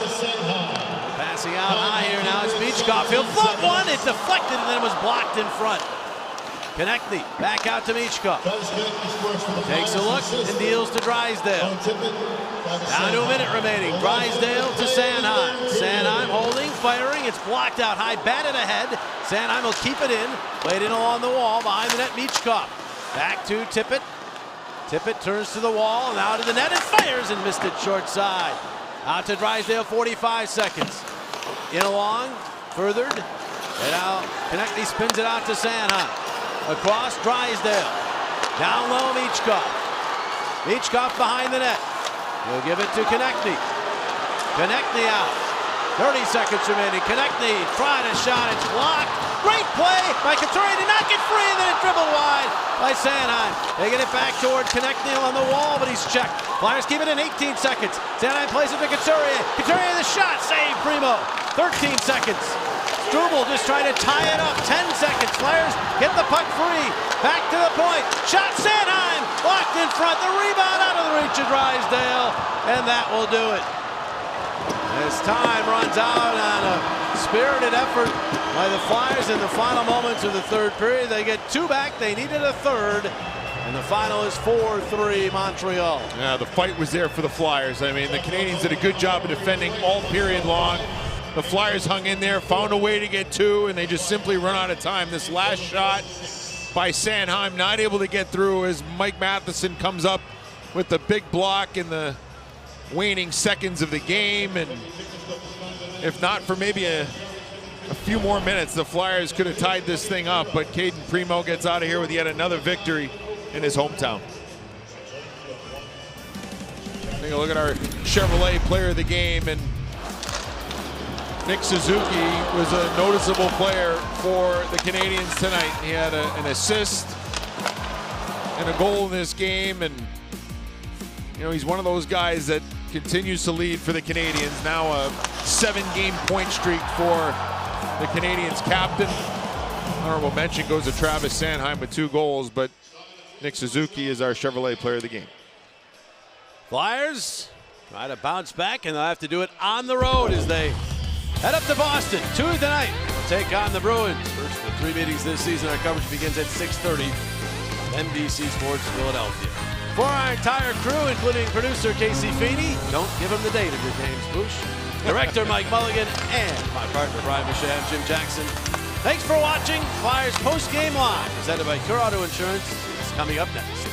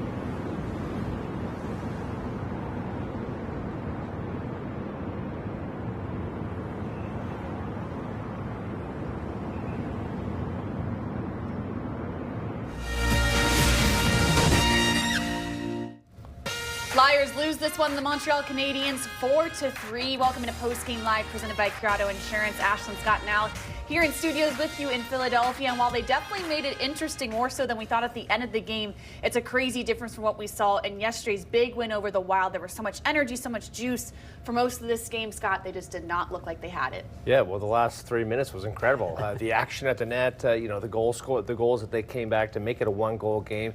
You play like that for the other 58 minutes of the game, you're going to win a lot of games. But just like lack of effort, some mistakes, things like that. Just not enough juice for 60 minutes. You can play, you can miss a couple minutes in games and be in games late. This was way too much for me. Yeah, they almost escaped with a point or managed to get one. I thought Montreal outplayed them for the most part, but there was not the jolt of energy that they had the previous day.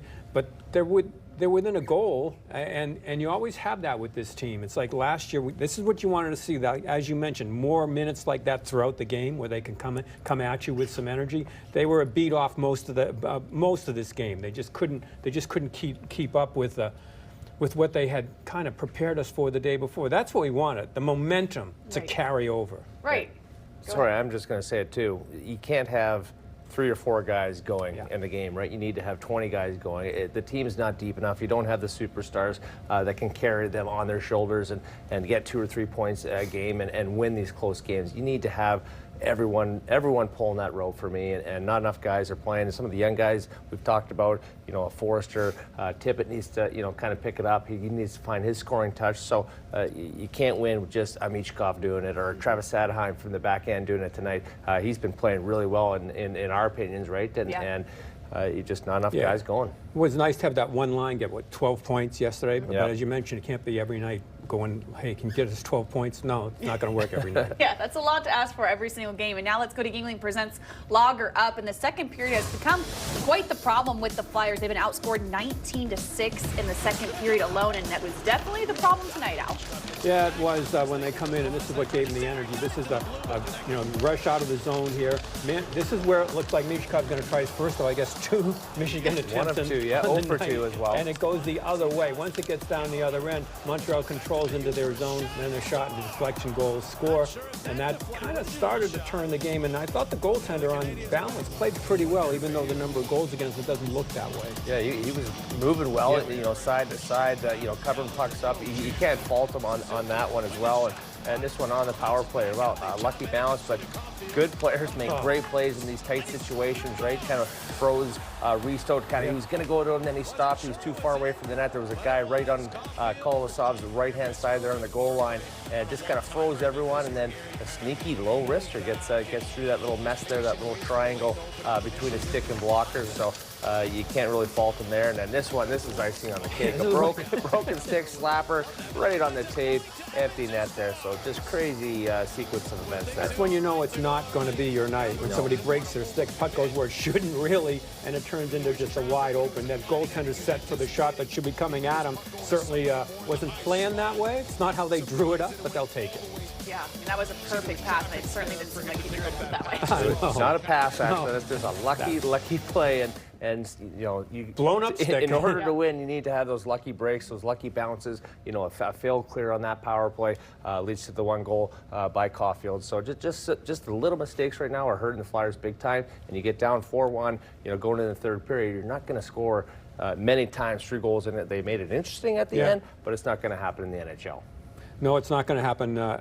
Once in a while, it might happen. Once in a while, yes. And you get that energy at the end of the game. You think, okay, but you mentioned Sanheim. I thought for the whole weekend he was a terrific player, just a horse in terms of minutes that he plays, key minutes.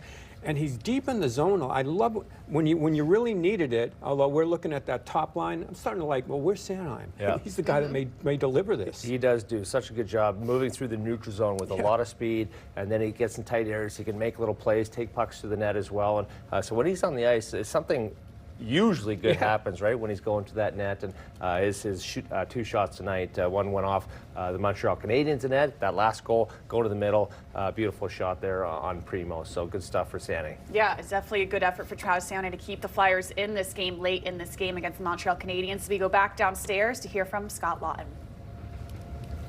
Scott, with this one, did it just kind of feel like you guys were sort of waiting for someone to make a play? It seemed like once Travis Sanheim makes that play, you guys get going, but there was long stretches where nothing was really happening. Yeah, it's too late. A little disconnected in our game. We got to start supporting pucks better. Go back to what made us successful last year, and in that third period in Washington, it was simple. Getting in on the forecheck, winning battles, getting it up high, and putting pucks on net, and then we recover from there.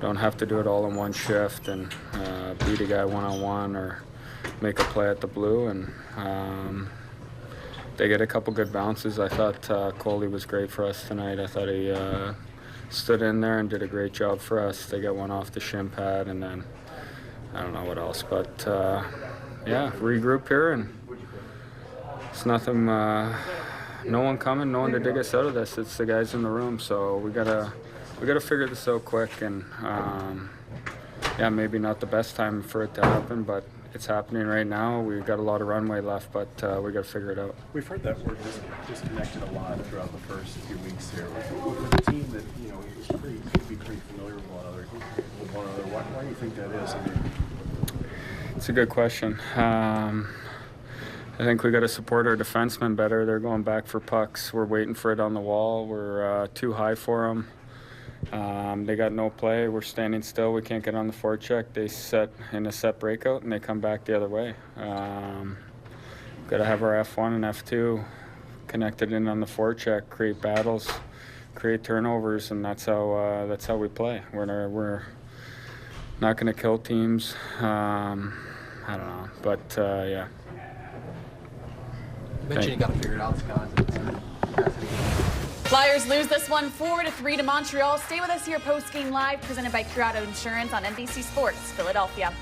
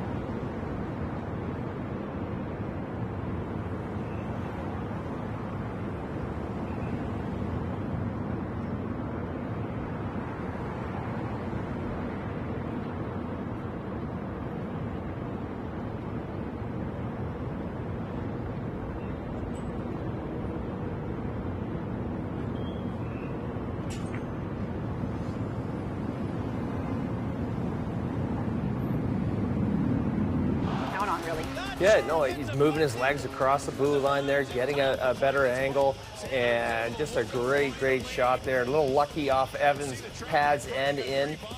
In the second goal, what a beauty.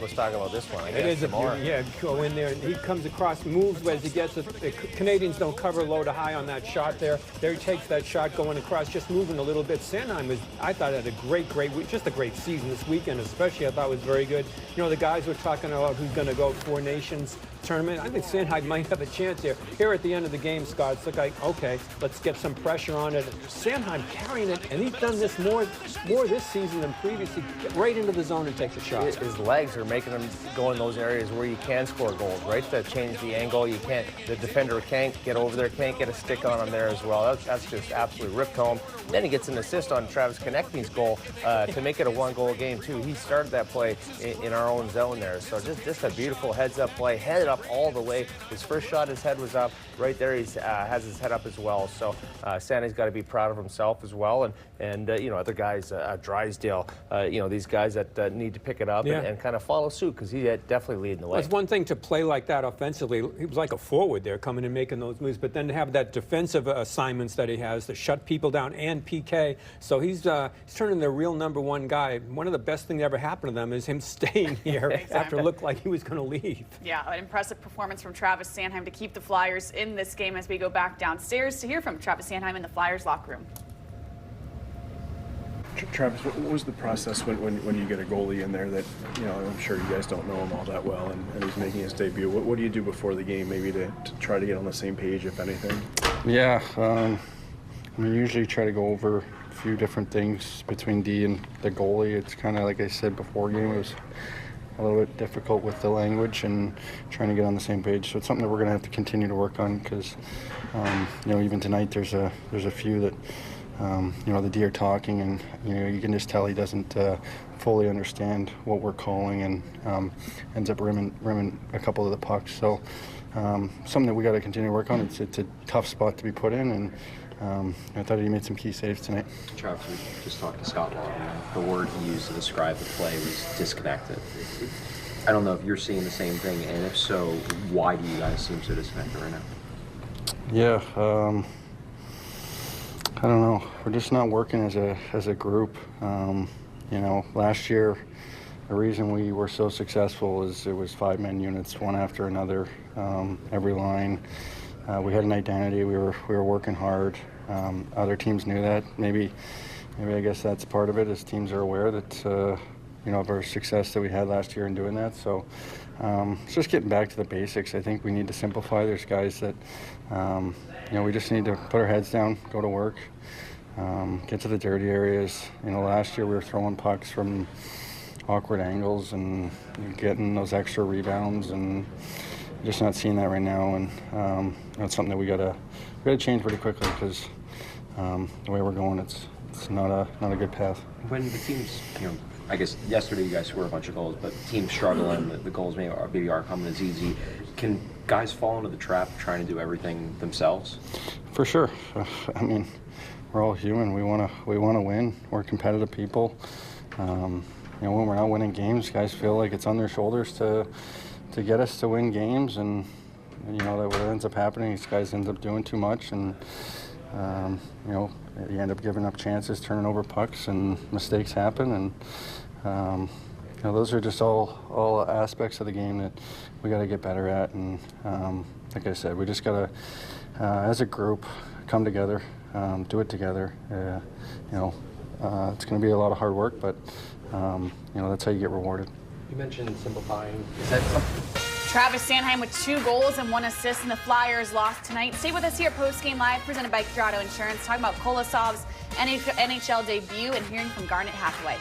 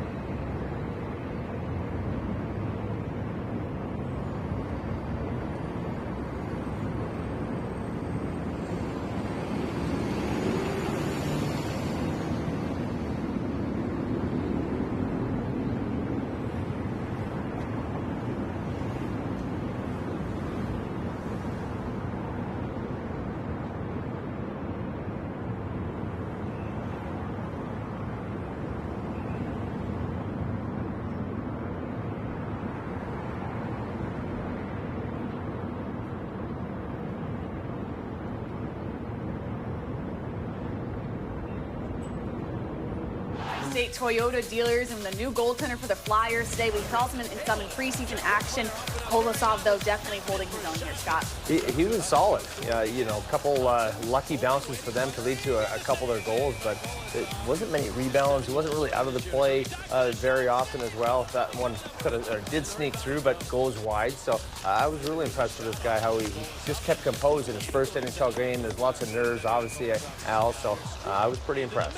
Yeah, and you know, when you look at goaltenders, there's style, there's guys that are goaltender experts, but for most fans, you like to watch a guy that's energetic, that's athletic, that goes side to side, that can move. I mean, it's not like Jonathan Quick with those, you know, the quads that get him from side to side so quick, but he is fast, and he's a competitive, and he'll compete right there. And that's what I think people love when they watch a goaltending, the effort that they have in net. Yeah, and it could have been, you know, those 2 chances beginning of the third period. Those are quality chances, right? And no rebound there as well. So he looks intense the way he's played. Never met the guy. Yeah. I've seen him in practices and whatnot, but he looked. Well, he can't wait to meet you. Good. I was talking to him. He's looking forward to it. I didn't know you know Russian. Good for you, Al. We learn something new every day. He knows it better than English, apparently, is what he says. Yeah. Let's go back downstairs and hear from Garnet Hathaway in the Flyers locker room. The word that guys keep using is disconnected. I guess with a team there weren't that many off-season changes. What would be the reason for that in your mind? What's just not connecting at the moment? I think you could see last year that we just had that flow from our own zone. I think it was guys playing roles, identities, and understanding how that worked together. Right? I think the disconnection comes when you're trying to create something instantly. You want something to work right away. When I think last game, you look at it was a process. We built our game. We closed quick in the D zone. Everyone was connected. And then you move up through the zones, and that's our identity. We were great on the rush, but I think we wore teams down with offensive possession versus probably this year where it's probably the other way. And I'd say that's the disconnection. Do you think it's the teams that figured out how to play? Flyers lose this one 4-3. Stay with us here post-game live, presented by Pure Auto Insurance.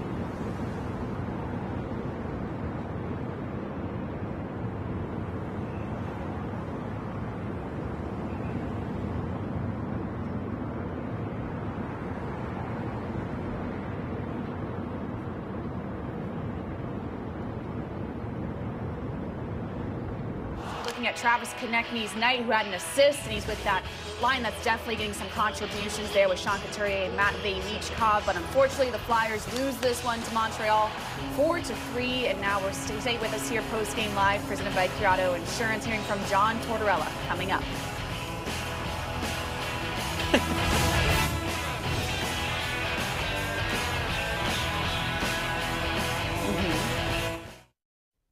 Work with law enforcement.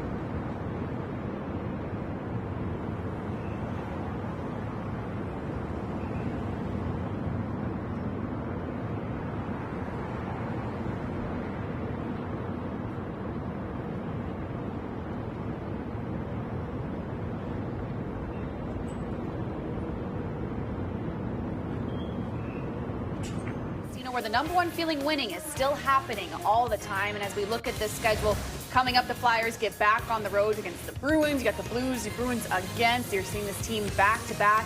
And really, Al, we just heard Garnet Hathaway, I think, gave a great answer on what's going wrong with this Flyers team. People keep saying disconnect. But he's saying they're just not playing like the old Flyers right now. Yeah, and he explained the disconnect. Usually it's like, yeah, we're not playing together, or disconnect. But Hathaway went into great detail. Well, you know, just basically it's one zone to the next zone to the next. And Scott, you also mentioned last year they were scoring off the rush early in the season. They kind of halted it three-quarters of the way through the season. I'd like to see them get back to that. Yeah, their speed, and they're coming together, right? Right now it seems like one guy's blowing the zone and then he's stopped at the far blue line, right? And then everyone has to catch up and you lose that speed attack, the cohesiveness going into the zone. And if you have to dump the puck in, you got to get two guys in that puck, hunt that puck, control the puck. It seems like they're one and done, or you know, it's one poke check away, and then you're playing defense again. It's not a fun way to play when you're playing like that. It's fun when you're scoring goals and getting chances like it was yesterday. And it just seems like there's not enough, you know, cycle shift after cycle shift and point shots and things like that. It's just, you know, let's just go out there and kind of pass the puck around until you lose it. And it's just not that fire, that energy, that jam, you know, that Peter Laviolette used to say, get some jam in your game. It doesn't seem like there's a lot in that locker room. And then when they started late in this game, when they got going, you had more of that. Just get into the zone, gain the zone, and then let's go. I know they needed to set up better in the offensive zone once they were there. And because John Tortorella said last year, this is going to be different later in the season. We're going to find it's more difficult to get into the zone, more difficult. So it's like a process that they wanted to go through. But I think that at times it's better just hit it with speed and just get in and you know, they've got guys. Maybe at that point, you know, Tippett's shots are better. I mean, that's a big part of this. He is engineering some shots or generating some shots. They're just not even pass off pads, I would think, with him at times. And he made a great play on TK's last goal. You know, more of that speed. But yeah, when you're missing the net high and wide all the time, and then you're going back in your own zone or trying to get back in again, it's just too much. Yeah, definitely frustrating for the Flyers so far this season. As we go back downstairs to hear from head coach John Tortorella. John, what are the positives, if any, you can take from tonight's game? Well, I thought our goalie played good. I thought he made some really good saves, and I thought Sanheim has been through the struggles early in the year. I've seen him bring it to a whole different level. He continues tonight. He said to us before the game he thought being paired with Bristow allowed him to be free and be a little bit more offensive versus kind of, he said, sharing it with, he played with Cam. Was that something that he does on his own, or is that something you asked, hey, you know, you need to maybe step up a little? Haven't said a word. Well, both him and Risto obviously very important with Cam out. Extra minutes, top line, all that stuff. So, but as far as say you need to do this, that with Cam, I have not talked to him about that. That's where. Remember the first year, how I felt about the situation. Look where he is now. I mean, it's the best I've seen him play in the 3 years, the 2+ years that I've coached here. The word that Scott Lawton used when we asked him about the performance was disconnected. It just feels like the guys aren't playing as a unit. Is that what you're seeing as well? Yeah, we're just not in fives. You need to play up the ice in fives. It not only helps you defensively, but it helps you offensively. So we're just not playing in the fives, and it's something we have to continue to work at. There's a lot of frustration evident in this game. Do you think guys are getting in their own heads too easily, or do you think there's another explanation as to why pucks just aren't really going in the net? No, I think we have a lot. I don't think. Well, everybody's frustrated because they want to win, right? But I don't think it's a frustration that's overtaking the team, and I just think it has to be we have so many guys that are struggling offensively that it's tough to generate, and it goes back to playing in fives. We've just got to continue to work at our structure, and it's not just offensively, it's coming out of our end zone. It's how we arrive in our end zone defensively. That's what gets you to play in fives. So are they frustrated? Yeah, because they don't want to be losing hockey games. But as far as out of their minds, they're pros. We got a good group. We just got to try to keep our wits about ourselves and continue to try to work at our game. Are you surprised that you're struggling to play in fives, as you said? Because it's the same coaching staff. It's almost all the same players, maybe with the addition of Michkov. Are you surprised that year 3 or year 2 of this group being together as it is, that there's these kind of bumps and disconnect like this? Yeah, a little bit. Yeah, because there's just so many guys that are fighting it a bit. Tip's fighting it. Tyson, 14 minutes tonight, not a shot on goal. Those are the things, like I said, this year is the year that the players that got better last year, the youth, needs to get better even more this year. And we're kind of stuck. It surprised me a little bit, yeah, but it is what it is. The game's funny, right? The game's funny. You never know where it's going to take you. I just want us to not try to fix everything. You start getting into a panic mode when you're losing some games. We just need to calm ourselves down, and the biggest thing is to be together up the ice, be together coming back into our end zone, and play as a group. And the part of it for me is I like to see us play faster. It just doesn't seem like we're playing fast, and I think that's hurt us a little bit. We're not sneaking up on teams. Last year, I think we felt that we snuck up on teams a little bit with our transition game. The neutral zone's been a little bit tough for us to get through. It has to do with people aware, and I do think us not coming up together. Do you think it's because teams have figured out how to defend against the transition, how to defend off the style that you guys play? Well, it's not like we play this crazy style that people haven't seen. I mean, every team's trying to play fast, trying to stretch the zones. We've run into, we're just having a tough time getting through that neutral zone. Some guys, I'm sure, are a little frustrated and are gripping their sticks tight. But it does. It looks disjointed. It looks like the puck support is late. All those things. We've just got to get a little bit of what's the word I'm looking for? Just some smoothness in our game. Just some good tempo and puck support. We're just not supporting the puck offensively, and we're struggling a little bit as far as defensive support too. So, got to keep on working at it. Third straight game, you guys gave up 3 goals in the second period. Is that noise, or does that reflect the structural issue just because of the long change, a little bit more difficult in the second? No, I don't think I don't think it's that.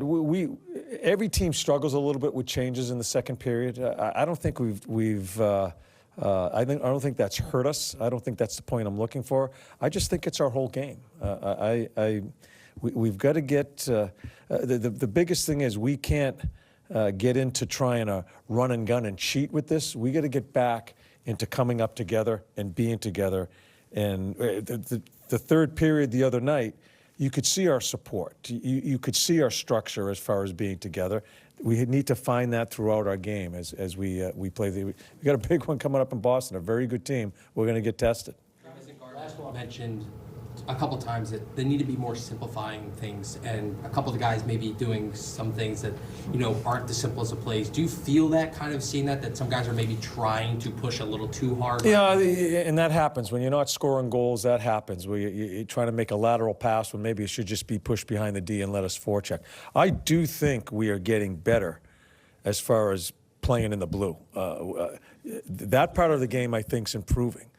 Now the next part is just being together, playing in fives. Sandy scores a goal tonight because Beezer's in front of the net. Goalie doesn't see it. I think we're improving there, but we don't have any flow offensively. The other night, we gave up 7 scoring chances the other night, and we spent probably 3/4 of the game in our end zone. So I was really happy with that part, but it stems from just the lack of flow offensively for us to play a complete game. Okay. We hear John Tortorella very honest there, and I thought that was a great explanation that he's a little surprised how disjointed this looks, because I think, Al, we're all a little surprised that this is the same group from last year, and how can it look so different? Yeah, it does look very different, and I think last year, remember we were saying how hard they worked, and then he kind of pushed back at it and said, no, it's not all of that. Yes, we work hard, but we're fast. And they don't look fast right now coming out of their zone. And I think that's where you talk about playing in fives. You're coming up in the support behind you. Or, as he mentioned, in your defense, that starts everything off. They're not coming up as a unit. Yeah, and for me, too, when I've been in slumps, too, when you don't score for, 5, 8, 10, 12 games. And for me, you got to get emotionally involved in the game early, right? Owen Tippett, he can fly. Dump that puck in, make the defenseman turn, go in there, let him go first, and just wallop him. You might get a punch in the face. Someone might come after you, but then you're involved in the game. Tyson Forster as well, too. He's a big body. There's nothing better than kind of mucking it up, if you will, and then you're in game, then you're going to go to the net and muck it up some more, and then you're going to get a lucky bounce, a lucky goal. So, all those things coming in together with the skating and the speed and, coming up in groups of 5, I get all that kind of stuff, but if you're not emotionally involved and you're just skating around, looking good, looking fast, that's a lot for nothing, right? You got to have some jam to that game and just get involved for me. Get the dirty goal. Yeah. Dirty goals, nothing better. Yeah, and I mean, the guys preach the fast starts as well, so we quickly get ready for this Boston game on Tuesday. That's got to be getting a fast start. There's nothing better than going into Beantown and getting 2 points. There you go. That's the hope. We'll see if the Flyers can do just that as they lose to Montreal tonight, 4-3. Thanks for tuning in to Post Game Live, presented by Curado Insurance. For Ashton Sullivan, Scott Hartnell, Al Morgani. We'll see you Tuesday. The Flyers in Boston to face the Bruins. We'll have a 6:30 pregame. For 52 years, they've been trying.